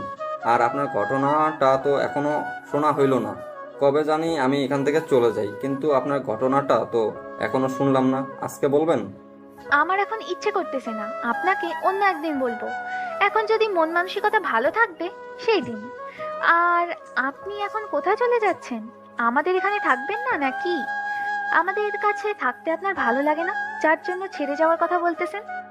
এমনি মজা করে বললাম, আপনি আবার সিরিয়াসলি নিয়ে নিতেছেন ব্যাপারটা। বুঝলাম না, মজা করলাম আপনার সাথে একটু। আচ্ছা, সেটা না হয় বুঝলাম। তাহলে এখন এখানে থেকে আমরা কি করব বলেন? তাদের সাথে কি একটু কথা বলা যাক? এত তাড়াতাড়ি আপনার সবকিছু ঠিক হয়ে গেল? আমার তো এখন যেতে ইচ্ছা করতেছে না। আপনার সাথে এখানে বসে থাকি, আর কিছুক্ষণ গল্প করি। আমাদের জীবনটা এরকম না যে বসে গল্প করব। আমার জীবনটা অন্য। আচ্ছা, আপনি তো এখন ভালো হয়ে যেতে পারেন এখন, তাই না? এই রাস্তা ছেড়ে দিয়ে ভালো হয়ে যান। চলেন দুজনে একসাথে কাজ করি। সেটা এখন সম্ভব না, কারণ আমি অনেকটা পথ হেঁটে এসেছি। এখন তো এই পথ থেকে ফেরার সম্ভাবনা নেই। মানুষের ইচ্ছাগুলো কি করতে না পারে? মানুষের ইচ্ছাগুলো সব করতে পারে। আপনি কেন এই রাস্তা ছেড়ে দিচ্ছেন না? সবাই আমাকে পতিতা হিসেবে চেনে। যেখানে যাব সবাই শুধু আমার রেট জানতে চাইবে। আর আপনার সাথে থাকলে তো আপনার মান সম্মান একটা বিষয় আছে, তাই না? আমার কোনো সমস্যা নেই, কারণ আমি একটা মানুষের ভালো রাস্তা দেখাচ্ছি। কে কি বলবে সেটা তো দেখার সময় নেই আমার। আপনি এইসব কাজ ছেড়ে দেন, আমার সাথে চলেন। কালকে একসাথে কাজ খুঁজবো, দেখবেন যে অন্যরকম একটা আনন্দ খুঁজে পাবেন। ভেবে দেখেন, কিন্তু ওখানে সবাই আমাকে পতিতা হিসেবে চেনে। আপনাকে অনেক কটু কথা শুনতে হবে, বুঝছেন? আমাকে ভালো করার থেকে আপনি আপনারটা দেখেন, তাহলেই ভালো হবে। কত সমস্যার সম্মুখীন হতে হয় সেটা আমি হব, আপনাকে এই বিষয় নিয়ে টেনশন করতে হবে না। আমি শুধু এটাই চাই যে আপনি ভালো হয়ে যান। আপনার আবার কি হলো হঠাৎ করে? আমাকে এত ভালো করার জন্য উঠে পড়ে লেগেছেন কিসের জন্য শুনি? সেটা পরে দেখা যাবে। গল্প করতে করতে তো সন্ধ্যা ঘনিয়ে আসলো। এখন চলেন, রান্না করবেন, আমার ক্ষুধা লেগেছে। আপনি এত পেচুক কেন বুঝি না। আসলে আমি যখন গ্রামে ছিলাম তখন সবকিছু টাইম মতো করতাম, তাই আমার সময় অতিক্রম হলে ক্ষুধা একটু বেশি লাগে। তাই বলে মাত্র সন্ধ্যা পার হইল এখনই রাতের ভাত খাবেন? এটা মানুষের কথা? আরে চলেন তো, আস্তে আস্তে সবকিছু জানতে পারবেন। আমরা গ্রামের ছেলে, তাই একটু তাড়াতাড়ি ঘুমিয়ে যাই। আচ্ছা হয়েছে, আর এত বকবক করতে হবে না, চলেন যাওয়া যাক। আর এখানে থাকা যাবে না। আরে গ্রামের ক্ষেত মার্কা ছেলে আমরা, আমাদের এসব মানায় নাকি? চলেন। আজব ব্যাপার, আমি কি বললাম আর আপনি কি উত্তর দিলেন বুঝলাম না তো। আপনাকে বুঝতে হবে না, বুঝছেন? এখন চলেন। আর কালকে থেকে আপনার ব্যবসা বদ্ধ, এটাই হলো বড় কথা। আপনি অযথা বৃথার চেষ্টা করতেছেন আর আমাকে একটু স্বপ্ন দেখাচ্ছেন। কয়েকদিন পর এখান থেকে চলে যাবেন আর আমাকে সে আগের পতিতা হয়েই থাকতে হবে। সেটা সময় বলে দেবে। এখন আর আমি কোনো কথা বলতে চাচ্ছি না, আর আপনিও কোনো কথা বলবেন না। চলেন এখান থেকে। আমিও মানুষটার কথা মতো চুপ হয়ে গেলাম। মানুষটা সামনে যাচ্ছে আর আমি মানুষটার পেছনে পেছনে যাচ্ছি। দুজনেই চলে আসলাম রুমের ভিতরে। মানুষটা বিছানায় বসে পড়লো আর আমি রান্না করার জন্য চাউল আর বাকি রান্না করার জন্য যে জিনিসপত্র লাগে সেগুলো নিয়ে রান্না করে চলে আসলাম। বুঝতেছি না মানুষটার মাথায় কি চলতেছে, এখন আবল তাবল কথা বলতেছে। বুঝলাম না তার মতি গতি। এখন দেখা যাক সময় কি বলে আর মানুষটা কি বলে। এখন তো একটা মানুষকে ভুল ভাবা আমার পক্ষে ঠিক না, বা বেশি কিছু ভাবা ঠিক না। আজ নিজের মনে অন্যরকম একটা অনুভূতি কাজ করতেছে, কেন নিজেও জানি না। লোকটা যখন থেকে আমাকে অনুরোধ করতেছে যে আমি যদি ভালো হয়ে যাই তার নাকি অনেক ভালো হবে, কিন্তু কেন? আমি এই বিষয় নিয়ে তো ভাবতেছি কিসের জন্য। তিনি বলতেই পারে, কিন্তু আমার তো আর এই রাস্তা ছেড়ে দেওয়া সম্ভব না, কারণ কত লোকের সাথে পরিচয় আছে, তারা তো আমাকে ডাকলে আমি না করতে পারবো না। আপু, আমি সত্যি সরি, আমি জানতাম না শাহিন এরকম একটা কাজ করবে। তুমি হয়তো আমাদের দুজনের উপর রাগ করে আছো, তাই না? হঠাৎ করে মিমি এসে একটা কথা বলল, যার জন্য আমার ধ্যানটা ভেঙে গেল। আমি মিমির দিকে তাকিয়ে দেখি মিমির চোখ লাল হয়ে আছে, মনে হচ্ছে কান্না করছে। শাহিন তোকে এই বিষয়টা জানিয়েছিল, কিন্তু তুই আমাকে সেটা বলিসনি। কিন্তু কিসের জন্য বল? আমাকে জানিয়েছিল সেটা, কিন্তু আমি ভয় পেয়েছিলাম তোকে কিভাবে বলবো কথাটা। আমি ভেবেছিলাম শাহিন আসলে দুজনে একসাথে বসে কথা বলবো তোর সাথে, কিন্তু তুই তো সব দেখে নিলি নিজেই, আর সবকিছু তো ফেলে দিলাম। তাহলে এখনো কি আমার উপর রাগ করে থাকবি তুই? আমি এখন কোনো কথা শুনতে চাচ্ছি না তোর মুখ থেকে, তো এখান থেকে চলে যা রে। তোর সাথে এই বিষয় নিয়ে পরে কথা হবে। এখন দেখতেছিস না যে রান্না করতেছি? এখন যদি তোর কথা কানে আসে তাহলে রাগ উঠে যাবে। তাই প্লিজ তুই এখান থেকে চলে যা। শাহিনের সাথে কথা বল, তার সাথে আড্ডা দে। পরে তোকে ডেকে নিয়ে এই বিষয় নিয়ে আমি কথা বলবো। প্লিজ মন খারাপ করিস না। আমি বুঝতে পারতেছি ব্যাপারটা। তুমি আমাদের উপর রাগ করে আছো। প্লিজ আপু, ক্ষমা করে দাও। বললাম তো এখন কথা বলতে ইচ্ছা করতেছে না। তুই তো রুমে যা, শাহিনকে সময় দে, পরে তোকে ডেকে নিয়ে এ বিষয়ে কথা বলবো। এখানে এখন থাকার থেকে না থাকাই ভালো তোর। আপু, একবার যদি ভেবে দেখিস ব্যাপারটা তাহলে ভালো হতো। আমি হাজারবার এই বিষয়টা নিয়ে ভেবে দেখব, কিন্তু এখন তুই এখান থেকে চলে যা, আমি রান্না করতেছি। আপুকে দেখে বোঝা যাচ্ছে অনেকটা রেগে যাচ্ছে আমার উপর, তাই সেখানে আর এক মুহূর্ত থাকলাম না, চলে আসলাম। এসে দেখি শাহিন বসে বসে কি জানি ভাবতেছে। আমি শাহিন কোনো কিছু না বলে শাহিনের পাশ কাটিয়ে গিয়ে বিছানায় শুয়ে পড়লাম। আপু কি এখনো আমাদের উপর রেগে আছে? তোমাকে কি বললো? ক্ষমা করে দিয়েছে নাকি উল্টো রাগ দেখিয়েছে? তোমাকে কত করে মানা করলাম যে ওই জিনিসগুলো নিয়ে আমার বাসায় এসো না, তুমি তো আমার কথা শুনলে না। এখন দেখলে তো আমি বলেছিলাম যে আপু রাগ করবে, তারপরও তুমি আমার কথা শুনলে না। এখন তুমি যাও, গিয়ে আপুকে বুঝিয়ে আসো। আমাকে তো যাতা শুনিয়ে দিল। মন খারাপ করিও না, দেখবে পরে আপু তোমাকে সব কিছু বুঝিয়ে বলবে। দেখি কতক্ষণ পর আপুর রাগটা ভাঙিয়ে এখন চুপচাপ শুয়ে থাকতো। মিমির সাথে এরকম ব্যবহার করা আমার ঠিক হলো না। কি জানি কি ভাবতেছে আমাকে নিয়ে। আজকে প্রথমবার মিমির সাথে এত কঠিনভাবে কথা বললাম।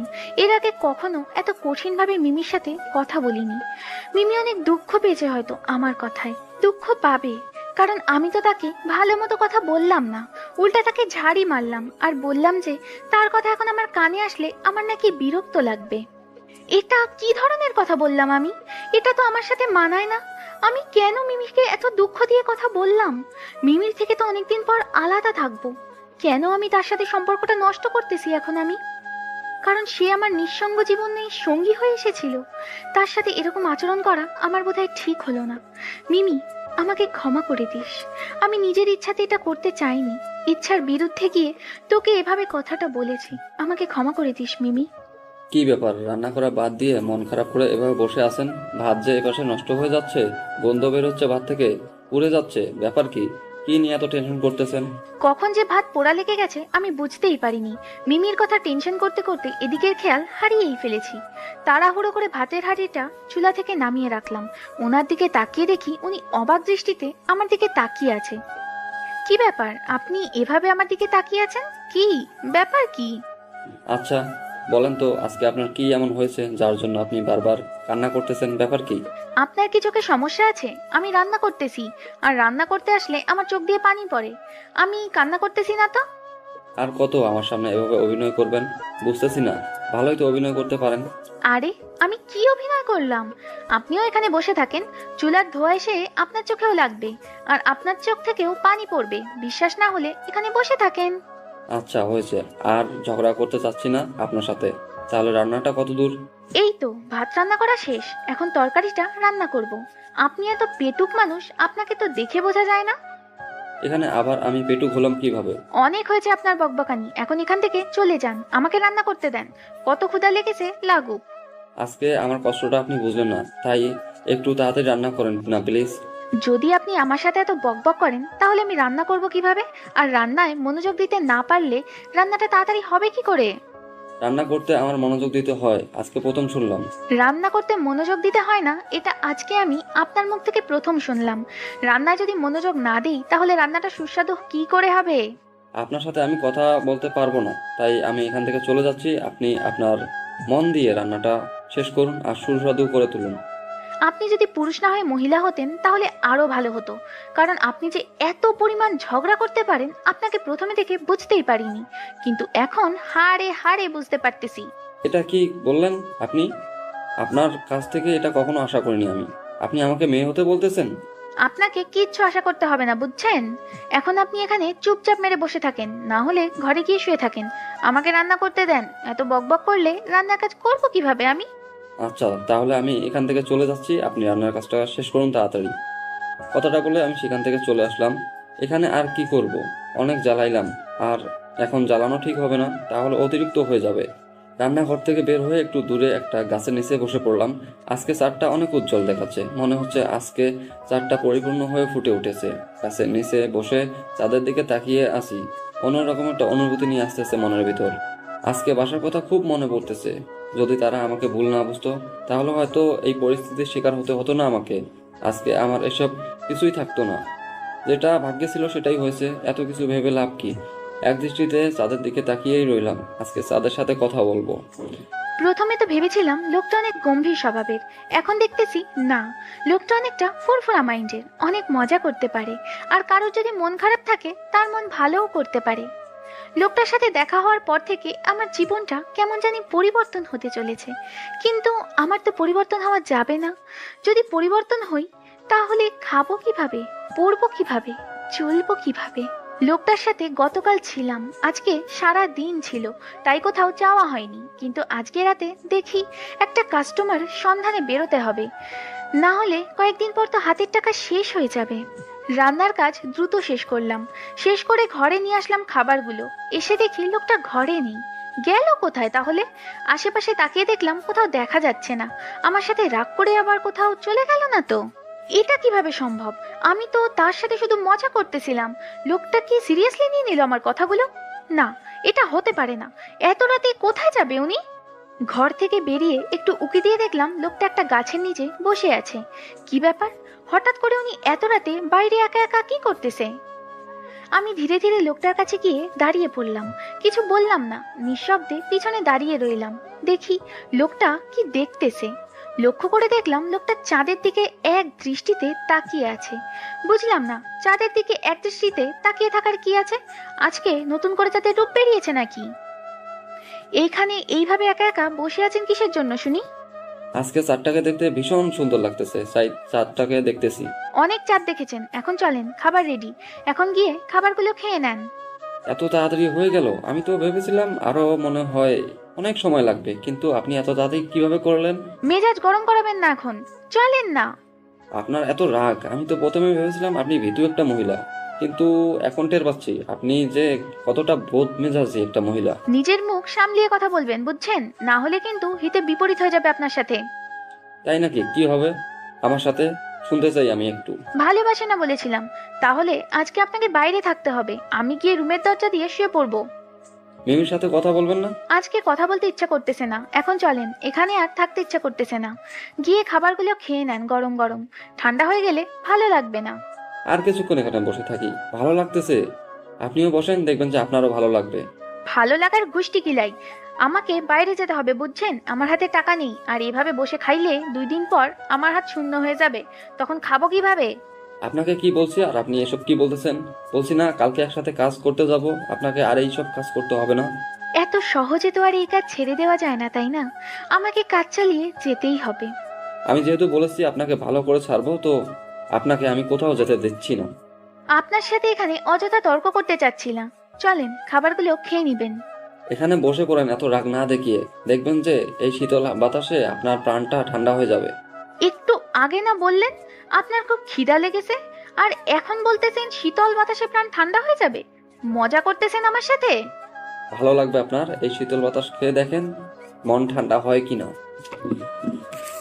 আচ্ছা, তাহলে আজকে আপনি বাইরে থাকেন, আমি গেলাম। কথাটা বলে আমি রুমের দিকে আসতে লাগলাম। হঠাৎ করে দেখলাম যখনই চিল্লাচ্ছে, ব্যাপার কি? আমি পিছনে তাকিয়ে অবাক হয়ে গেলাম। এটা কি করে সম্ভব? এত বড় একটা মানুষ এই কাজ কেমনে? আমি ওনার কাছে এগিয়ে যেতেই যেটা ঘটনা ঘটলো, একটা অবাস্তব ঘটনা। ছোট বাচ্চাদের মতো ন্যাকামি তো ভালোই করতে পারেন, তাই না? দেখেন গাছটাকে একদম ভূতের মতো দেখা যাচ্ছে, যে কেউ ভয় পাবে। তাই বলে ছোট বাচ্চাদের মতো এইভাবে চিল্লাবেন? আমার ভুল হয়ে গেছে, আমাকে মাফ করে দিবেন। তাও আপনি নিজেকে কন্ট্রোল রাখুন। নিজের মাথায় কি কমন সেন্স বলতে কিছুই নেই? যেভাবে চিল্লাই উঠছেন, আমি ভেবেছিলাম কি না কি হয়ে গেল আপনার সাথে। আমার কলিজায় যে কি একটা আঘাত লেগেছিল সেটা আমি বুঝতে পেরেছি। আচ্ছা চলেন, খাবারগুলো তো ঠান্ডা হয়ে যাচ্ছে, এখন এখানে থেকে কি করব? আমি যখনই কোনো প্রসঙ্গ নিয়ে কথা বলি আপনি উল্টো প্রসঙ্গ এনে সেখানে ঢুকিয়ে দেন, ব্যাপার কি? আচ্ছা, আর কখনো এরকম করবো না, এখন চলেন গিয়ে খাবারগুলো খাওয়া যাক। দেখেন, আমার উপর মন খারাপ করে কোনো লাভ হবে না, বুঝছেন? আমি কারোর মন ভালো করতে পারি না, আমি শুধু মানুষদের সুখ দিতে পারি। কারোর মন ভালো করার দায়িত্ব আমি নিতে চাই না। অনেক রাত হয়ে গিয়েছে, আমি আর কোনো বিষয় নিয়ে কথা বলতে চাচ্ছি না। আমার প্রচুর ঘুম পাচ্ছে, এখন খাওয়া দাওয়া শেষ করে আমি ঘুমিয়ে যাব। আপনার যেখানে খুশি সেখানে চলে যান। তারপর লোকটা রুমের ভিতরে চলে আসলো। আমি লোকটার পিছনে পিছনে চলে আসলাম, কিন্তু কোনো কথা বললাম না লোকটার সাথে। আমি রুমে এসে দেখি লোকটা নিজে থেকে খাবার নিয়ে নিচ্ছে আর খাচ্ছে। আমিও কোনো কিছু না বলে খাবারগুলো নিয়ে খেতে লাগলাম। দেখলাম যে লোকটা খাওয়া দাওয়া শেষ করে শুয়ে পড়লো। আমি একটু কথা বলার চেষ্টা করলাম, কিন্তু লোকটা কোনো পাত্তা না দিয়ে শুয়ে পড়লো। কিছুক্ষণ পর দেখলাম লোকটা ঘুমিয়ে পড়েছে, তাই আমিও আর দেরি না করে শুয়ে পড়লাম। আজকে কোথাও যাব না, মানসিকতা একদম ভালো নেই। এমনিতেই মিমির সাথে ঝগড়া হলো, এখন আবার ওই লোকটার সাথে। আজকের কথাগুলো ভাবতে ভাবতে আমিও ঘুমের দেশে পাড়ি দিলাম। পরদিন সকালে যখন আমার ঘুম ভেঙে গেল, আমি চারিদিকে তাকিয়ে অবাক হয়ে গেলাম। লোকটাকে কোথাও দেখা যাচ্ছে না, তাই বাইরে আসলাম। বাইরে এসে দেখি লোকটাকে বাইরেও কোথাও দেখা যাচ্ছে না। কি ব্যাপার? আমি আবার রুমে আসলাম। রুমে এসে দেখি লোকটার যত জামা কাপড় ছিল সব কিছু উধাও। তার মানে লোকটা আমাদেরকে না জানিয়ে চলে গেল এখান থেকে। বিছানার উপর দেখলাম একটা কাগজ দেখা যাচ্ছে। কাগজটা হাতে নিয়ে দেখলাম উনি কিছু একটা লিখে রেখেছে। আপনাদেরকে অনেক জ্বালাতন করছি এই 2 দিনের ভিতরে, জানি অনেকটা বিরক্ত হচ্ছেন আমার উপর। দিনের পর দিন আরো কিছুদিন থাকলে হয়তো আরো বিরক্ত হয়ে যাবেন। আপনাদের যে ক্ষতিগুলো করছি তার প্রতিদান তো আমি দিতে পারলাম না, কারণ আমার কাছে কোনো টাকা নেই। আর আমি এই ব্যস্ত শহরে থাকতে পারবো না। আমি এই 2 দিনে অনেক ভেবেছি যে এখানে থাকবো, কিন্তু আমার মন কোনো মতেই মানতেছে না, কারণ আমি এখানে থাকতে পারবো না এই ব্যস্ত শহরে, ব্যস্ত মানুষের ভিড়ে। আমি একটা গ্রামের সহজ সরল ছেলে, আমাকে এই শহরে মানায় না। আপনাদের কাছে অনেক ভুল ত্রুটি করেছি, ক্ষমা করে দিবেন আমাকে। আর বলে যাচ্ছি না, কিছু মনে করিয়েন না। যদি আবার কখনো ফিরে আসি এই শহরে, অবশ্যই এই জায়গাটাতে আসবো, কারণ এই জায়গাটাতে অনেক কিছু রয়ে গেল আমার। আপনাকে ভালো করতে চেয়েছিলাম কিন্তু পারলাম না, তার আগেই চলে যেতে হচ্ছে আমাকে। মাফ করে দিবেন। আর একটা কথা বলবো, পারলে ভালো হয়ে যান। এই জীবনটা কখনো জীবন না, তাই। সামান্য একটা কথা বলেছিলাম, তার জন্য অভিমান করে চলে যেতে হবে? এটা আমি মেনে নিতে পারতেছি না। কেন আমি এরকম করতে গেলাম তার সাথে কালকে? আর আমি কি জানতাম যে আমার এই সামান্য কথা তার কাছে অসামান্য হয়ে দাঁড়াবে, যার জন্য এখান থেকে সে ছেড়ে চলে যাবে? তার থেকেও বড় কথা হচ্ছে লোকটার কাছে একটা টাকাও নেই, আমি দেখেছিলাম। আর লোকটা তো এখানে বলে গিয়েছে তার কাছে টাকা নেই। তাহলে শহর ছেড়ে বাড়ি যাবে কিভাবে লোকটা? কেন যে এরকম করতে গেলাম লোকটার সাথে, খুব খারাপ লাগতেছে। এই 2 দিন লোকটার সাথে কতই না কথা বলেছি, কত আড্ডা দিয়েছি, কত খুনসুটি করেছি, কতই না রাগারাগি করেছি। আর সেই লোকটা চলে গেল, তাও আবার না বলে।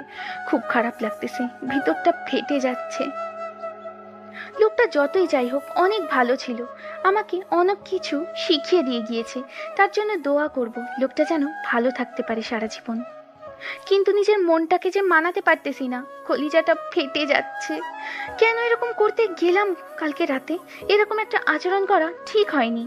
তার সাথে খারাপ আচরণ না করলেও পারতাম। লোকটা তো এমনিতেই একটু ভয় পায়। কিরে, এভাবে কান্না করছিস কিসের জন্য? তোর আবার আজকে কি হলো নতুন করে? লোকটা চলে গিয়েছে রে মিমি। কি বলছিস? কখন গেল? রাতে গিয়েছে, আমাকে কিছু বলে নাই। এই দেখ চিঠি। কি বলিস? এভাবে উনি চলে গেল কিসের জন্য? আমি তো লোকটার সাথে ভালো মতো কথাই বলিনি, তার আগেই চলে গেল। এখন আমি কি করব বল? লোকটার সাথে কিছু কথা ছিল আমার। এত টেনশন করিস না তো। টেনশন করলে তুই আবার অসুস্থ হয়ে যাবি। তোকে নিয়ে আবার আমি পরে টেনশন করতে পারবো না। আমি নিজেও জানি না আমার এত খারাপ লাগতেছে কিসের জন্য, কিন্তু প্রচুর খারাপ লাগতেছে। লোকটার সাথে যদি শেষবারের মতো কিছু কথা বলতে পারতাম। আচ্ছা আমি গেলাম, তুই এখানে একটু একা একা থাক, তাহলে ভালো লাগবে। এখন আমার কথাগুলো তোর ভালো লাগবে না, আমি গেলাম। মিমি কথাটা বলে সেখান থেকে চলে গেল। মানুষটার কথা খুব মনে পড়তেছে। কেন যে তিনি আসলো আমাদের এখানে আর এরকম করে চলে গেল, আর কেন যে আমি তার সাথে খারাপ ব্যবহার করলাম, এখন নিজেরই খুব খারাপ লাগতেছে, যেটা বলার বাহিরে। কি করব বুঝতেছি না, ভিতরটা ফেটে যাচ্ছে। যদি লোকটা ফিরে আসতো তাহলে। আর এই বিষয়টা নিয়ে ভাবতে পারতেছি না। যতই ভাবছি ততই কান্না পাচ্ছে খুব, তাই নিজেকে একটু কন্ট্রোল করার চেষ্টা করলাম। তার উপর যেটা মায়া ছিল সেই মায়াটা কাটানোর চেষ্টা করতেছি, তাই ঘুমের জন্য বিছানায় শুয়ে পড়লাম। যাই হোক, তাহলে শেষ পর্যন্ত একটা কাজ খুঁজে পেলাম। এখন তাহলে বাসায় ফেরা যাক। কিন্তু যে ঘটনা ঘটি এসেছি, কি যে হয়ে আছে সেখানকার অবস্থা, আমি গেলে যে কি শুরু হয়ে যাবে বুঝতেছি না তো। জঙ্গলের পথ ধরে বাসার দিকে আসতে লাগলাম। বাসার কাছাকাছি এসে পুরোটা বাড়ি শান্তশিষ্ট হয়ে আছে, কাউকে দেখা যাচ্ছে না।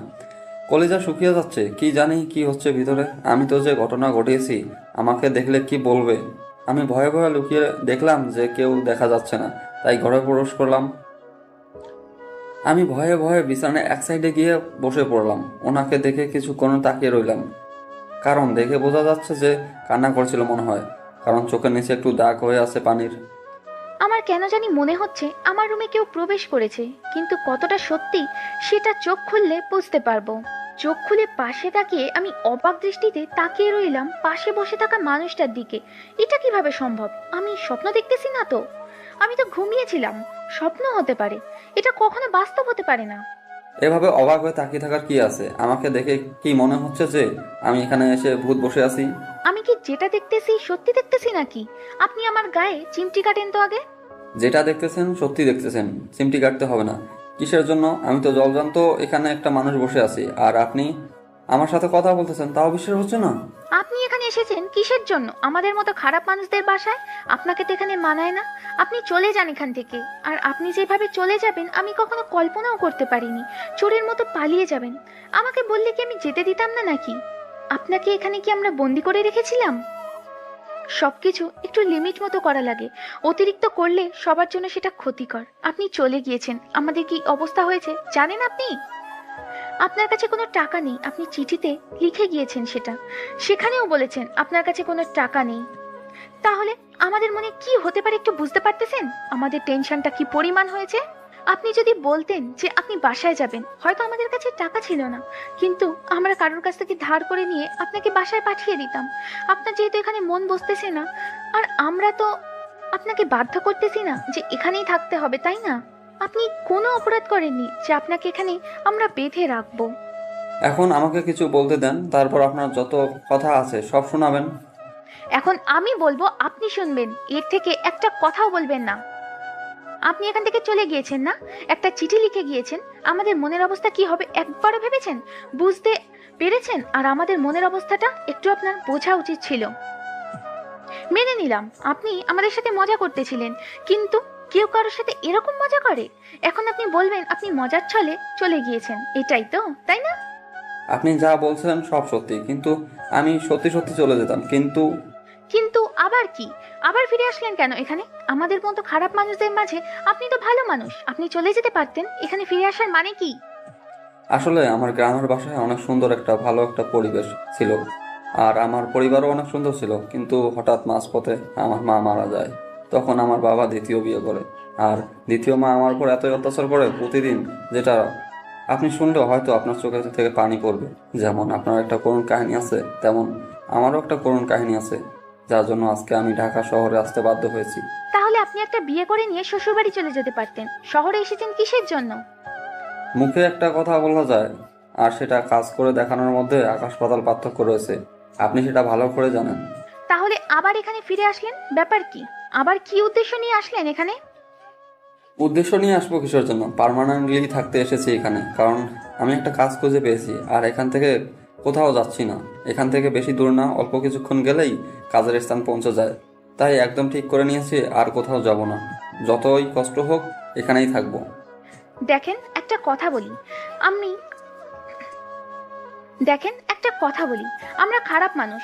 আমাদের এখানে থাকার আগে বেশ কিছুবার ভেবে দেখেন, আপনি অন্য কোথাও থাকতে পারবেন। আমাদের এখানে থাকার থেকে না থাকাই ভালো আমার মনে হয়। এখন এত কথা বলতে পারবো না, প্রচুর ক্লান্ত লাগতেছে। আপনি একটু সরে পড়েন, আমি শুভ। আমার প্রশ্নগুলোর উত্তর দিবেন, তারপর কত ক্লান্ত লেগেছে সেটা আপনার ব্যাপার, কিন্তু আমার প্রশ্নগুলো এখনই উত্তর চাই। সবসময় রাগ দেখালে কি ভালো লাগে? বলতেছি না ঘুম পাচ্ছে খুব, আমি এখন ঘুমাবো। আপনি আপনার কাজগুলো শেষ করে নেন। অনেক শুয়েছিলেন, এখন যান। আজব কথাবার্তা বলতেছেন তো। আমি কি বলতেছি আর উনি কি বলতেছেন? রাগ তোলাবেন না কিন্তু আমার। অনেক তো কান্না করেছেন, এখন খুশিতে গিয়ে রান্না করে আনেন রাত্রের জন্য। কে বলেছে আমি কান্না করছি? আপনি নিজের মুখটা বন্ধ রেখে শুয়ে থাকেন, ফালতু লোক কোথাকার। আমি ফালতু লোক সেটা আপনাকে বলতে হবে না, আপনি যান আর নিজের কাজগুলো করে আসেন গিয়ে। ওনাকে রাগ দেখাচ্ছি ঠিকই উপরে উপরে, কিন্তু ভেতরে অনেকটা ভালো লাগতেছে উনি ফিরে এসেছে তার জন্য। এখন মনের মধ্যে অনেক শান্তি কাজ করতেছে, কারণ লোকটা হঠাৎ করে চলে গিয়েছিল না বলে। তাই এত পরিমাণ কষ্ট হবে আমি কখনো ভাবতে পারি না একটা অচেনা লোকের জন্য। যাই হোক, লোকটাকে দেখলাম উনি শুয়ে পড়লো, মনে হচ্ছে অনেক ক্লান্ত হয়েছে। তাই আমি রান্নাঘরে চলে আসলাম, ওনার জন্য কিছু নাস্তা রেডি করতে হবে। সারাদিন কাজ খুঁজতেছিল, তার জন্য কোনো কিছু খাইতে পারিনি, আর তার কাছে তো টাকা নেই, খাবে কি করে? কিরে, তোর নাকি মাথা ব্যথা করতেছে? মন খারাপ এখনো? আবার রান্নাঘরে ব্যাপার কি? আমি রান্না করতেছি, তুই শুয়ে থাক। যার জন্য মন খারাপ ছিল সে তো এখন এখানে চলে এসেছে, তাই মনটা ভালো হয়ে গিয়েছে, আর তার জন্য ভালো কিছু রান্না করবো আজকে। তুই গিয়ে শাহিনের সাথে কথা বল। শাইনের সাথে পরে কথা বলবো, আগে মানুষটার সাথে কথা বলে আসি। আজকে 3 দিন হয়ে যায়, তার সাথে ভালো মতো কথা বলতে বলতে পারিনি। নাকি তোর আবার হিংসা হবে যদি আমি যাই আর কিছু করি তার সাথে? যা ইচ্ছা করতে পারিস, আমার এটা নিয়ে কোনো সন্দেহ নেই, কারণ মানুষটা এত ভালো তোকে কাছে যেতেই দেবে না। আচ্ছা, তোর মুখে তো তার অনেক প্রশংসা শুনেছি, আর এখন শুনতেছি। এখন আমি যাই, দেখি। আচ্ছা কথা বল, কিন্তু শান্তশিষ্টভাবে কথা বলিস, লোকটা অনেক ভদ্র, এই কথাটা মাথায় রাখিস। আমাকে নিয়ে কোনো টেনশন করতে হবে না তোকে, তুই তোর কাজ কর, আমি আমার কাজ করতেছি গিয়ে। কথাটা বলে মিমি আমার এখান থেকে চলে গেল আমাদের রুমে, আর আমি এদিকে রান্নায় মনোযোগ দিলাম, কারণ আজকে ভালো কিছু রান্না করতে হবে। মানুষটা এখানে এসেছে থেকে ভালো কিছু খাইতে পারে না, আজকে মন ভালো আর হাতে টাকাও আছে, তাই কোনো টেনশন হচ্ছে না। ভালো কিছু বাজার করে নিয়ে আসা হয়েছে শাহিনের জন্য। এখন যেহেতু মানুষটাও এসেছে, তাহলে একসাথে দুইটাই হয়ে যাবে, মনটাও ভালো থাকবে আর রান্নাটাও সেই মজাদার হবে আজকে। কি ব্যাপার, আপনাকে তো আজকে দেখতে পেলাম না, কোথায় গিয়েছিলেন? আমি শুয়েছিলাম, হঠাৎ করে দেখলাম একটা মেয়ে আমাদের রুমে চলে আসলো। আমি সেই দিকে খেয়াল না করে শুয়েছিলাম, কিন্তু হঠাৎ করে মেয়েটা যখন কথা বললো তখন বুঝতে পারলাম মেয়েটা আর কেউ না, মিমি। তাই উঠে পড়লাম বিছানার উপরে। কাজ খোঁজার জন্য বাইরে গিয়েছিলাম সকালে, কিন্তু একটা অঘটন ঘটিয়েছিলাম, যার জন্য আমি একান্তভাবে সরি। আমি জানি আপনারা অনেক কষ্ট পেয়েছেন আমার এই ব্যবহারের জন্য। সেটা না হয় বুঝলাম, কাজ করতে গিয়েছিলেন, কিন্তু আমাদের অত্যন্ত একটু জানিয়ে যেতেন, তাহলে তো আমরা আর এত টেনশন করতাম না। আমারটা বাদ দেন, আপুর কি অবস্থা হয়েছিল, সারাদিন বিছানা থেকেই ওঠেনি, মাত্র উঠে এখন রান্নাঘরে চলে গেল আপনাকে দেখার পর। তার জন্য আমি আবারও আপনাদের কাছ থেকে ক্ষমা চাচ্ছি, আমাকে ক্ষমা করে দিবেন। আমি আর কখনো এরকম করব না। আর সব থেকে বড় কথা হচ্ছে যে আমি আপনাদেরকে ছেড়ে আর কখনো যাচ্ছি না, কারণ এইখানে একটা কাজের সন্ধান পেয়েছি, এখানে কাজ করব আর এখানে থাকবো। এটা তো অনেক খুশির একটা কথা। তার থেকে বড় কথা হচ্ছে যে আপনাকে তো রুমের বাইরে দেখাই যায় না, সারাদিন রুমের ভিতরে কি করেন? আমাদের সাথে আসবেন, বসবেন, আড্ডা দিবেন। সেটা তো বুঝতে পারলাম, কিন্তু আপনার যে হবু স্বামী এসেছে তাকে তো আপনাকে সময় দিতে হবে। সে আমাকে যদি আপনার পাশে দেখতে পায় তাহলে তো তার জ্বালাতন শুরু হয়ে যাবে, আমি বুঝি, তাই না? তার জন্য আপনার কাছে এখন যাচ্ছি না, যখন আপনার হবু স্বামী চলে যাবে তখন না হয় বসে আড্ডা দেওয়া যাবে আপনার সাথে। আচ্ছা, তাহলে আমি এখন গিয়ে আপুকে রান্নার কাজে সাহায্য করি, আপনার সাথে পরে না হয় আড্ডা হবে। খাওয়ার পর আজকে জমিয়ে আড্ডা দিব সবাই মিলে। আচ্ছা, তাহলে আপনি গিয়ে আপনার আপুকে রান্নার কাজে সাহায্য করেন, আমার কিছু কাজ আছে, আমি কাজগুলো সেরে নিচ্ছি তাহলে। তারপর মেয়েটা রুম থেকে বেরিয়ে গেল। আমি বিছানায় বসে বসে চিন্তা করতে লাগলাম, সমাজের কিছু মুখোশধারী মানুষ আছে, মুখোশহীন খারাপ মানুষ হয়তো ভালো আছে তাদের থেকে। এটা আমার কাছে একটা বাস্তব উদাহরণ হয়ে থাকবে, কারণ আমি তো আজকে 3 দিন হলাম এখানে আছি। এদের ব্যবহার দেখে আমি মুগ্ধ। এরা যতই খারাপ হোক না কেন, এটা অতিথিকে কখনোই অসম্মান করে না। সমাজের এমন লোক আছে যে সবাইকে দেখাবে ভালো, কিন্তু তার ভিতরে খোঁজ খবর নিয়ে দেখেন জঘন্যতম খারাপ সে। প্রতি রাতেই পতিতার কাছে আসে, আর দিনের বেলা পতিতার যত বাজে গালি দেয়, আর তারাই প্রতি রাতে পতিতার কাছে আসে, কিন্তু উপরে উপরে নিজেদের কতটা যে ভালো দেখায় সেটা হয়তো আমরা বুঝতে পারি না, কারণ তারা তো সমাজে মুখোশের আড়ালে থাকে। আমার মনে হচ্ছে এখন সমাজের পতিতারাই হয়তো খারাপ, কিন্তু তাদের মনের ব্যাপারগুলো অনেক ভালো, আর তাদের পেশাটা জঘন্যতম, কিন্তু তারা কি এই জঘন্যতম পেশাটা গ্রহণ করলো সেটাও তো আমাদেরকে ভাবতে হবে। আমরা যদি সকল শ্রেণীর মানুষদের কাজের সুযোগ করে দেই তাহলে কখনো একটা মেয়ে পেটের জন্য পতিতা হয়ে যাবে না। কি ব্যাপার, এত তাড়াতাড়ি তোকে রুম থেকে বের করে দিল? কি বলেছিস তাকে, নাকি খারাপ কিছু কথা বলেছিস? তোর মাথায় সবসময় কি ঘোরে শুনি? আমি একটা ভালো লোকের সাথে কথা বলে আসলাম, ভালো কথা বলবি তা না বলে উল্টোপাল্টা কথা বলতেছিস।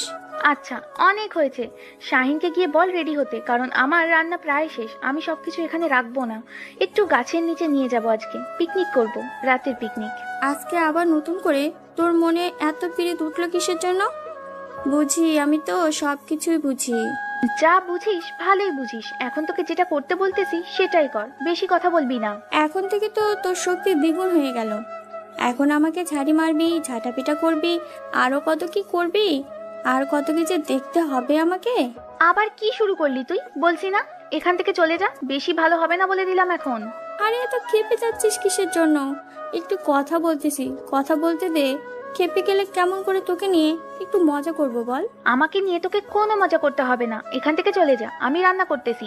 সবসময় রান্না করার সময় ডিস্টার্ব করিস, ভালো লাগে না। রান্না করার সময় যদি কেউ ডিস্টার্ব করে তাহলে আমার রাগ উঠে যায়। অনেক শুনেছি, আর শুনতে ইচ্ছে করতেছে না। এখন আমি যাচ্ছি, আমার কান ঝালাপালা হয়ে গেল। আরো ঝালাপালা হয়ে যাবে তোর কান। তুই এখন এখান থেকে চলে যা, না হলে কানে পরে শুনবি না। এই অল্প বয়সে আমি বয়রা হতে চাচ্ছি না, তাই আমি এখান থেকে চলে যাচ্ছি। তুই তোর রান্নাগুলো কর মন দিয়ে, আর রান্না যদি একটু খারাপ হয়েছে তাহলে দেখে নেবো তোকে। আচ্ছা, যখন খাবি তখন প্রশংসা করবে, এখন এখান থেকে চলে যা, ভাগ। তুই আমাকে শেষ পর্যন্ত এইভাবে কথাগুলো বলতে পারলি? আমি কখনো কল্পনা করতে পারিনি তুই আমাকে এভাবে কথা শোনাবি আজকে দিন খারাপ বলে। কথাটা বলে মিমি সেখান থেকে হন হন করে চলে গেল। আমি হাসতে হাসতে শেষ মিমির কাণ্ড দেখে। মিমি পিছনে ঘুরে আমাকে দেখে ভেঙচি কাটলো মুখ দিয়ে, কেটে আবার চলে গেল। রুমে গিয়ে রুমের দরজা দিয়ে দিল। এখন কি করে পরে দেখা যাবে। আমি রান্নার কাজটা দ্রুত শেষ করে নিলাম, কারণ রাত হয়ে যাচ্ছে অনেক। আর আমার তো একটা পেটুক মানুষ আছে, একটু রাত হলেই তো আবার এখানে এসে ঘ্যান ঘ্যান শুরু করে দিবে। রান্না কত দূর, কি কত দূর। তাড়াতাড়ি রান্নাটা শেষ করে কাউকে ডাকলাম না, সবকিছু রেডি করে নিলাম। একটা গাছের নিচে অনেক সুন্দর করে সাজিয়ে নিলাম খাবারগুলো। তারপর সেগুলো ভালোভাবে রেখে চলে আসলাম রুমের ভিতরে। রুমে এসে দেখি লোকটা শুয়ে আছে এখনো, কি জানি চিন্তা করতেছে। তাকে কোনো ডিস্টার্ব না করে মিমিকে ডাকলাম। মিমিকে সবকিছু বুঝিয়ে বললাম। মিমি শাহিনকে নিয়ে আসতেছে, তাই আমি আমার রুমে চলে আসলাম। এই যে মিস্টার, অনেক বিশ্রামে আছেন, এখন চলেন, সবকিছু রেডি। এত তাড়াতাড়ি কিভাবে হয়ে গেল রান্না? সেটা নিয়ে আপনাকে ভাবতে হবে না, রান্নার কাজ শেষ করেছি। এখন তাড়াতাড়ি ফ্রেশ হয়ে নেন, সবাই রেডি, আপনার জন্য অপেক্ষা করতেছে। আচ্ছা, তাহলে আপনি গিয়ে অপেক্ষা করুন, আমি ফ্রেশ হয়ে যাচ্ছি। আমি রুমে বসে আছি, আপনি তাড়াতাড়ি ফ্রেশ হয়ে আসেন, একসাথে যাব। তাই আর কোনো কথা বাড়ালাম না, আমি রুম থেকে বেরিয়ে ফ্রেশ হয়ে নিলাম। ফ্রেশ হয়ে রুমে এসে দেখি নীলা খাটের উপর বসে আছে। কই, আমি বাইরে তো কাউকে দেখতে পেলাম না, ওরা কোথায়? এত কথা বলেন কিসের জন্য? বলছি না সবাই রেডি আছে, এখন চলেন, গেলে দেখতে পারবেন। আমি চুপচাপ রেডি হয়ে নিলাম, কোনো কথা বললাম না। দেখলাম যে নীলা রুম থেকে বেরিয়ে একটা গাছের দিকে যাচ্ছে। আমি পিছনে পিছনে যেতে লাগলাম, কোনো কথা বাড়ালাম না। কথা বললেই তো আবার কথা শুনতে হবে, তাই কি হলো, আমাকে কোথায় নিয়ে যাচ্ছেন? সামনে তো শুধু জঙ্গল দেখা যাচ্ছে, আর কিছু দেখা যাচ্ছে না। আপনাকে খুন করার জন্য নিয়ে যাচ্ছি, এখন চুপচাপ আমার সাথে আসেন, আর কোনো কথা বলবেন না। আমার প্রচুর ভয় লাগতেছে, আমি যেতে পারবো না। রুমে যাচ্ছি, আপনারা যেখানে খুশি সেখানে চলে যান। বেশি ন্যাকামি করবেন না, আমার সাথে সাথে আসুন, না হলে কিন্তু ভালো হবে না বলে দিলাম। বললাম না আমার ভয় করতেছে, আমি যাইতে পারবো না। আমি রুমে গেলাম, আপনি সেখানে খুশি সেখানে চলে যান। আরে এরকম করতেছেন কেন? সামনে দেখেন আলো দেখা যাচ্ছে, সেখানেই শাহিন আর মিমি আছে, আমরা সেখানেই যাচ্ছি। সামনে শুধু অন্ধকার, অন্য কিছু দেখা যাচ্ছে না। আপনার চোখে সমস্যা আছে, আমি গেলাম। লোকটা আমাকে কথাটা বলে উল্টো হাঁটা শুরু করলো। মেজাজটা কেমন খারাপটা না হয়। সামনে কি সুন্দর আলো দেখা যাচ্ছে, আর বেশি দূর না, আমি তো অল্প কিছু দূরে নিয়ে গিয়েছি। আর উনি রুম থেকে বের হয়েই নাকি আর কোথাও যাবে না। এটা কেমন কথা? রাগ ওঠে না কেমনে? কি ঘাড়তারা মানুষ। আমি তাড়াতাড়ি হেঁটে লোকটার কাছে এসে পৌঁছালাম। লোকটার ডান হাত চেপে ধরলাম, যাতে করে আর উল্টা হাঁটতে না পারি, কিন্তু শক্তি দেখাচ্ছে, তাই হ্যাচকা টান দিয়ে লোকটাকে দাঁড় করিয়ে দিলাম। সমস্যা কি আপনার? আপনাকে কথা বলতেছি, আমার কথা কি আপনার কানে যায় না? বললাম তো আমি সেখানে যেতে পারবো না। আমার খাবারগুলো ঘরে নিয়ে আসবেন, আমি ঘরেই আছি। আচ্ছা, এখন একটু অপেক্ষা করেন, আমি মিমিকে ডাক দিয়ে থাকি, তার ফোনের লাইটটা জ্বালাতে বলতেছি, তখন তো আপনার বিশ্বাস হবে সেখানেই তারা আছে। আচ্ছা, এত রাতে বাহিরে খাওয়া দাওয়ার আয়োজন করার কি আছে? আমার ভয় লাগতেছে, আপনাদের ভয় লাগে না? কিসের ভয়? এখানে তো কেউ আসবে না, আর এখানে তো কোনো হিংস্র প্রাণী নেই, তাহলে আমরা কিসের ভয় করব এখানে? আমি আপনার সাথে কোনো যুক্তি তর্কে পারবো না, আমার কোনো কথা শুনতে চাচ্ছি না এখন। আমার খুব ঘুম পাচ্ছে, আমি ঘুমিয়ে যাচ্ছি। আজকের জন্য আমি কিছু খাবো না। আমি এত কষ্ট করে রান্না করলাম আর আপনি শুয়ে পড়বেন, তাই না? একেবারে মেরে হাড্ডি ভেঙে দিব। চলেন আমার সাথে। লোকটাকে আর কোনো কথা বলতে না দিয়ে টানতে টানতে সেখানে নিয়ে যেতে ধরলাম। সামনে যেতেই আমরা মিমিদেরকে দেখতে পেলাম, তাই লোকটাকে ছেড়ে দিলাম, কারণ এখন আর লোকটা ভয় পাবে না। আর এভাবে টেনে নিয়ে যাচ্ছি, মিমি যদি দেখতে পায় আরো কত কি বলবে আমাকে, তাই লোকটাকে ছেড়ে দিলাম। আমরা সেখানে পৌঁছাতেই মিমি যেটা বলা শুরু করে দিল সেটা স্বাভাবিক। কিরে, সে কখন এখানে এসেছি আমরা? এখানে তোদের জন্য কতক্ষণ ধরে অপেক্ষা করতেছি আমরা। আর বলিস না, মহা বিপদে পড়ে গিয়েছিলাম। বাদ দে সেসব কথা, এখন তাড়াতাড়ি সবকিছু রেডি করতো। তারপর মিমি আর আমি খাবারগুলো রেডি করতে লাগলাম। শাহিন আর নীল দুজনে বসে পড়লো। নীল আমার দিকে বারবার তাকাচ্ছে, কিন্তু কিছু বলতে পারতেছে না। জানে যে আমি অনেকটা ক্ষেপে আছি।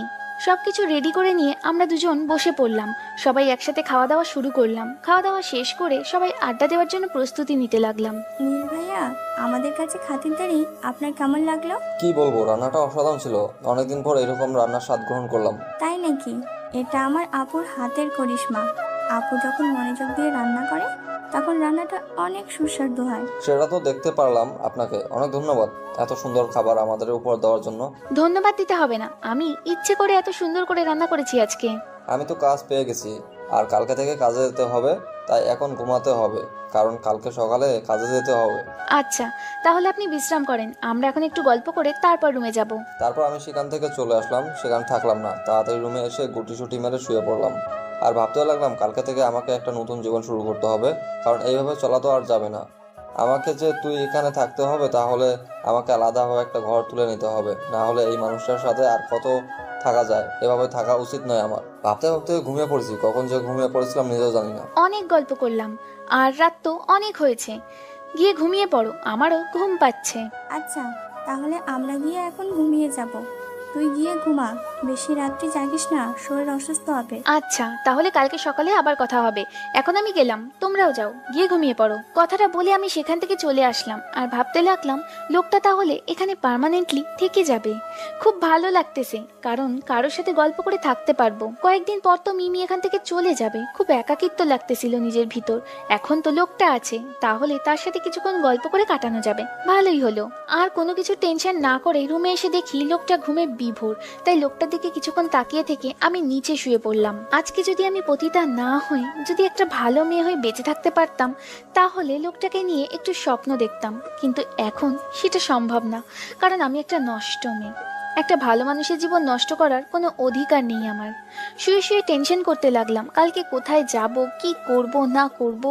লোকটা বলতেছিল তার নাকি কাজের সন্ধান হয়ে গেছে। আমারও কি কাজ খুঁজে নিয়ে এসেছে নাকি? তার একার খোঁজ খুঁজে নিয়ে এসেছে সেটা তো শুনলাম না। লোকটা তো বলেছিল আমাকে ভালো করবে, তাহলে নিশ্চয়ই আমার কাজ খুঁজে এসেছে। তার মানে আমাকেও সকালে ঘুম থেকে উঠতে হবে। তাই বেশি কিছু টেনশন না করে আমিও ঘুমিয়ে পড়লাম। সকাল সকাল ঘুম থেকে উঠতে হবে। তাই পরদিন সকালে যখন আমার ঘুম ভাঙলো, ঘুম থেকে উঠে দেখি লোকটা এখনো শুয়ে আছে। ব্যাপার কি? ওনার নাকি কাজে যেতে হবে, তাহলে এখনো শুয়ে আছে? এই যে শুনছেন, আপনি নাকি আজকে কাজে যাবেন, তাহলে এখনো শুয়ে আছেন যে? আপনার কি খারাপ লাগতেছে বা অসুস্থ লাগতেছে? শুয়েছিলাম, হঠাৎ করে কে জানে আমাকে ডাকতেছে আর কাজের কথা বলছিল, তাই উঠে বসলাম। উঠে দেখি সকাল হয়ে গেছে আর একটু লেট হয়ে গিয়েছে, তাই তাড়াতাড়ি উঠে বাইরে চলে আসলাম। এসে ফ্রেশ হয়ে নিলাম। এত তাড়াহুড়ো করতে হবে না, এখনো অনেক সময় আছে হাতে। আস্তে আস্তে ধীরে ধীরে কাজগুলো শেষ করেন, তাহলে কোনো কিছু ছেড়ে যাবেন না। এত তাড়াহুড়ো করলে দেখবেন যে কিছু না কিছু একটা ফেলেই গিয়েছেন। আপনি এইভাবে বসে আছেন কিসের জন্য? রেডি হয়ে নেন, কারণ আপনাকে কাজের সন্ধান পেয়ে গেছি আমি। আমার সাথে আপনাকে কাজ করতে হবে, তাই তাড়াতাড়ি রেডি হয়ে যান। বেশি কথা বলতে পারবো না, আর কোনো কথা শুনতে চাই না এখন আমি। তাড়াতাড়ি রেডি হয়ে নেন। লোকটার কথা শুনে আমরা চুপচাপ রেডি হইলাম। আমি ভালো করে জানি লোকটা আমার জন্য কাজ খুঁজে এনেছে, তাই আমি আমার সব কিছু রেডি করে নিয়েছি ঘুম থেকে ওঠার পর। তারপর আমি হালকা পাতলা ফ্রেশ হয়ে নাস্তা এনে রেখেছিলাম, সেগুলো খেয়ে নিলাম। সেগুলো খেয়ে বেরিয়ে পড়লাম। বেরিয়ে যাওয়ার আগে মিমিকে বলে রাখলাম আমি কাজের জন্য বেরিয়ে আসলাম, না হলে মিমি আবার টেনশন করবে আমাদেরকে নিয়ে। তাই আমরা যেখানে থাকি সেখান থেকে 5 মিনিট হাঁটার পর দেখলাম যে একটা বিল্ডিং দেখা যাচ্ছে। সেই বিল্ডিং এর দিকেই লোকটা যাচ্ছে। আমিও তার পিছনে পিছু গিয়ে দেখলাম গিয়ে দেখি অনেক লোক এসে গিয়েছে, আমরা একটু লেট করে এসেছি। মহাজন লোকটাকেও দেখলাম। কি আমাদেরকে করতে হবে না করতে হবে সবকিছু বুঝিয়ে দিয়ে মহাজন চলে গেলেন। আমরা সবাই মিলে কাজ করতে লাগলাম। আজকে কত দিন পর সাধারণ মানুষের মতো জীবনযাপন করতেছি, ভাবতেই গা শিউরে উঠতেছে। সব সাধারণ মানুষের সাথে আজকে আমি কখনো কল্পনা করতে পারিনি যে এইভাবে সাধারণভাবে জীবনযাপন আবার করতে পারবো, আবার সাধারণ মানুষের সাথে মিশতে পারবো। কেউ আমাকে কলঙ্কও দিবে না পতিতা বলে। কাজ করতে করতে কাজগুলো সবাই মিলে শেষ করলাম। দুপুর গড়িয়ে বিকেল হয়ে আসলো। কাজ শেষে বাসায় চলে আসতে লাগলাম। তখন লোকটা আমার দিকে তাকিয়ে মুচকি মুচকি হাসছে। ব্যাপারটা বুঝলাম না। আপনি আমাকে দেখে এইভাবে হাসতেছেন কিসের জন্য শুনি? আজ আপনাকে ভালো করে দেখলাম, আপনি কাজের প্রতি এতটা মনোযোগী। আপনাকে অনেকগুলো ধন্যবাদ, কারণ আমাকে সাধারণভাবে জীবনযাপন করার জন্য উৎসাহিত করার জন্য, যেখানে আমাকে কেউ কলঙ্ক দেবে না যে আমি একজন পতিতা। মানুষ চেষ্টা করলে সব করতে পারে, বুঝছেন? তাই চেষ্টার উপর কোনো কথা নেই। আচ্ছা, রাস্তায় এভাবে কথা বলা ঠিক না, মানুষজন দেখে কি বলবে। বাসায় চলেন, তারপর আপনাকে দেখতেছি। এতদিন ধরে থাকতেছি তাও হয় না, আজকে আবার নতুন করে কি দেখবেন আমার? বেশি বকবক না করে তাড়াতাড়ি চলেন, জঙ্গলটা পেরোলেই তো আমাদের বাসা। তাহলে এত জোরে জোরে হেঁটে লাভ কি? আপনাকে নিয়ে পারবো না সেটা আমি ভালো করে জানি। একটু আগে বলতেছেন যে জোরে জোরে হাঁটতে হবে, এখন বলতেছেন জোরে হাঁটতে লাভ কি? আপনি এত ঝগড়া করেন কিসের জন্য শুনি? এত ঝগড়াটে মানুষ হয়? আমি কি একা ঝগড়া করি? আপনি ঝগড়া করেন না? আপনি যদি ঝগড়া না করেন তাহলে তো আমি চুপ হয়ে যাই, তাই না? আপনিও তো আমার সাথে ঝগড়া করেন, আমিও ঝগড়া করি। হয়েছে, এবার নিজের মুখটা বন্ধ রাখুন তো, না হলে আর। থেমে গেলেন কিসের জন্য বলেন শুনি? না হলে কি আমাকে কিছু করবেন নাকি এই রাস্তার মাঝে? আপনার সাথে এখন কোনো কথা বলতে চাচ্ছি না। আপনি নিজের মুখটা বন্ধ রাখেন আর আমাকে আমার মতো থাকতে দেন। তারপর আমি চুপ হয়ে গেলাম আর জোরে জোরে হাঁটতে লাগলাম। এত জোরে হাঁটতে লাগলাম যে মেয়েটা আমার সাথে পাচ্ছে না, তাই পিছন থেকে ডাকতেছে, কিন্তু আমি পাত্তা না দিয়ে জোরে জোরে হাঁটতেছি। জঙ্গলটা পেরিয়ে বাসা চলে আসলাম, দেখলাম মেয়েটা দৌড়ে দৌড়ে আমার সাথে আসার চেষ্টা করলো, কিন্তু পারতেছে না। এভাবে প্রতিদিন চলতে থাকলো আমাদের খুনসুটি চলাচল আর খুনসুটি কাজের ফাঁকে ফাঁকে।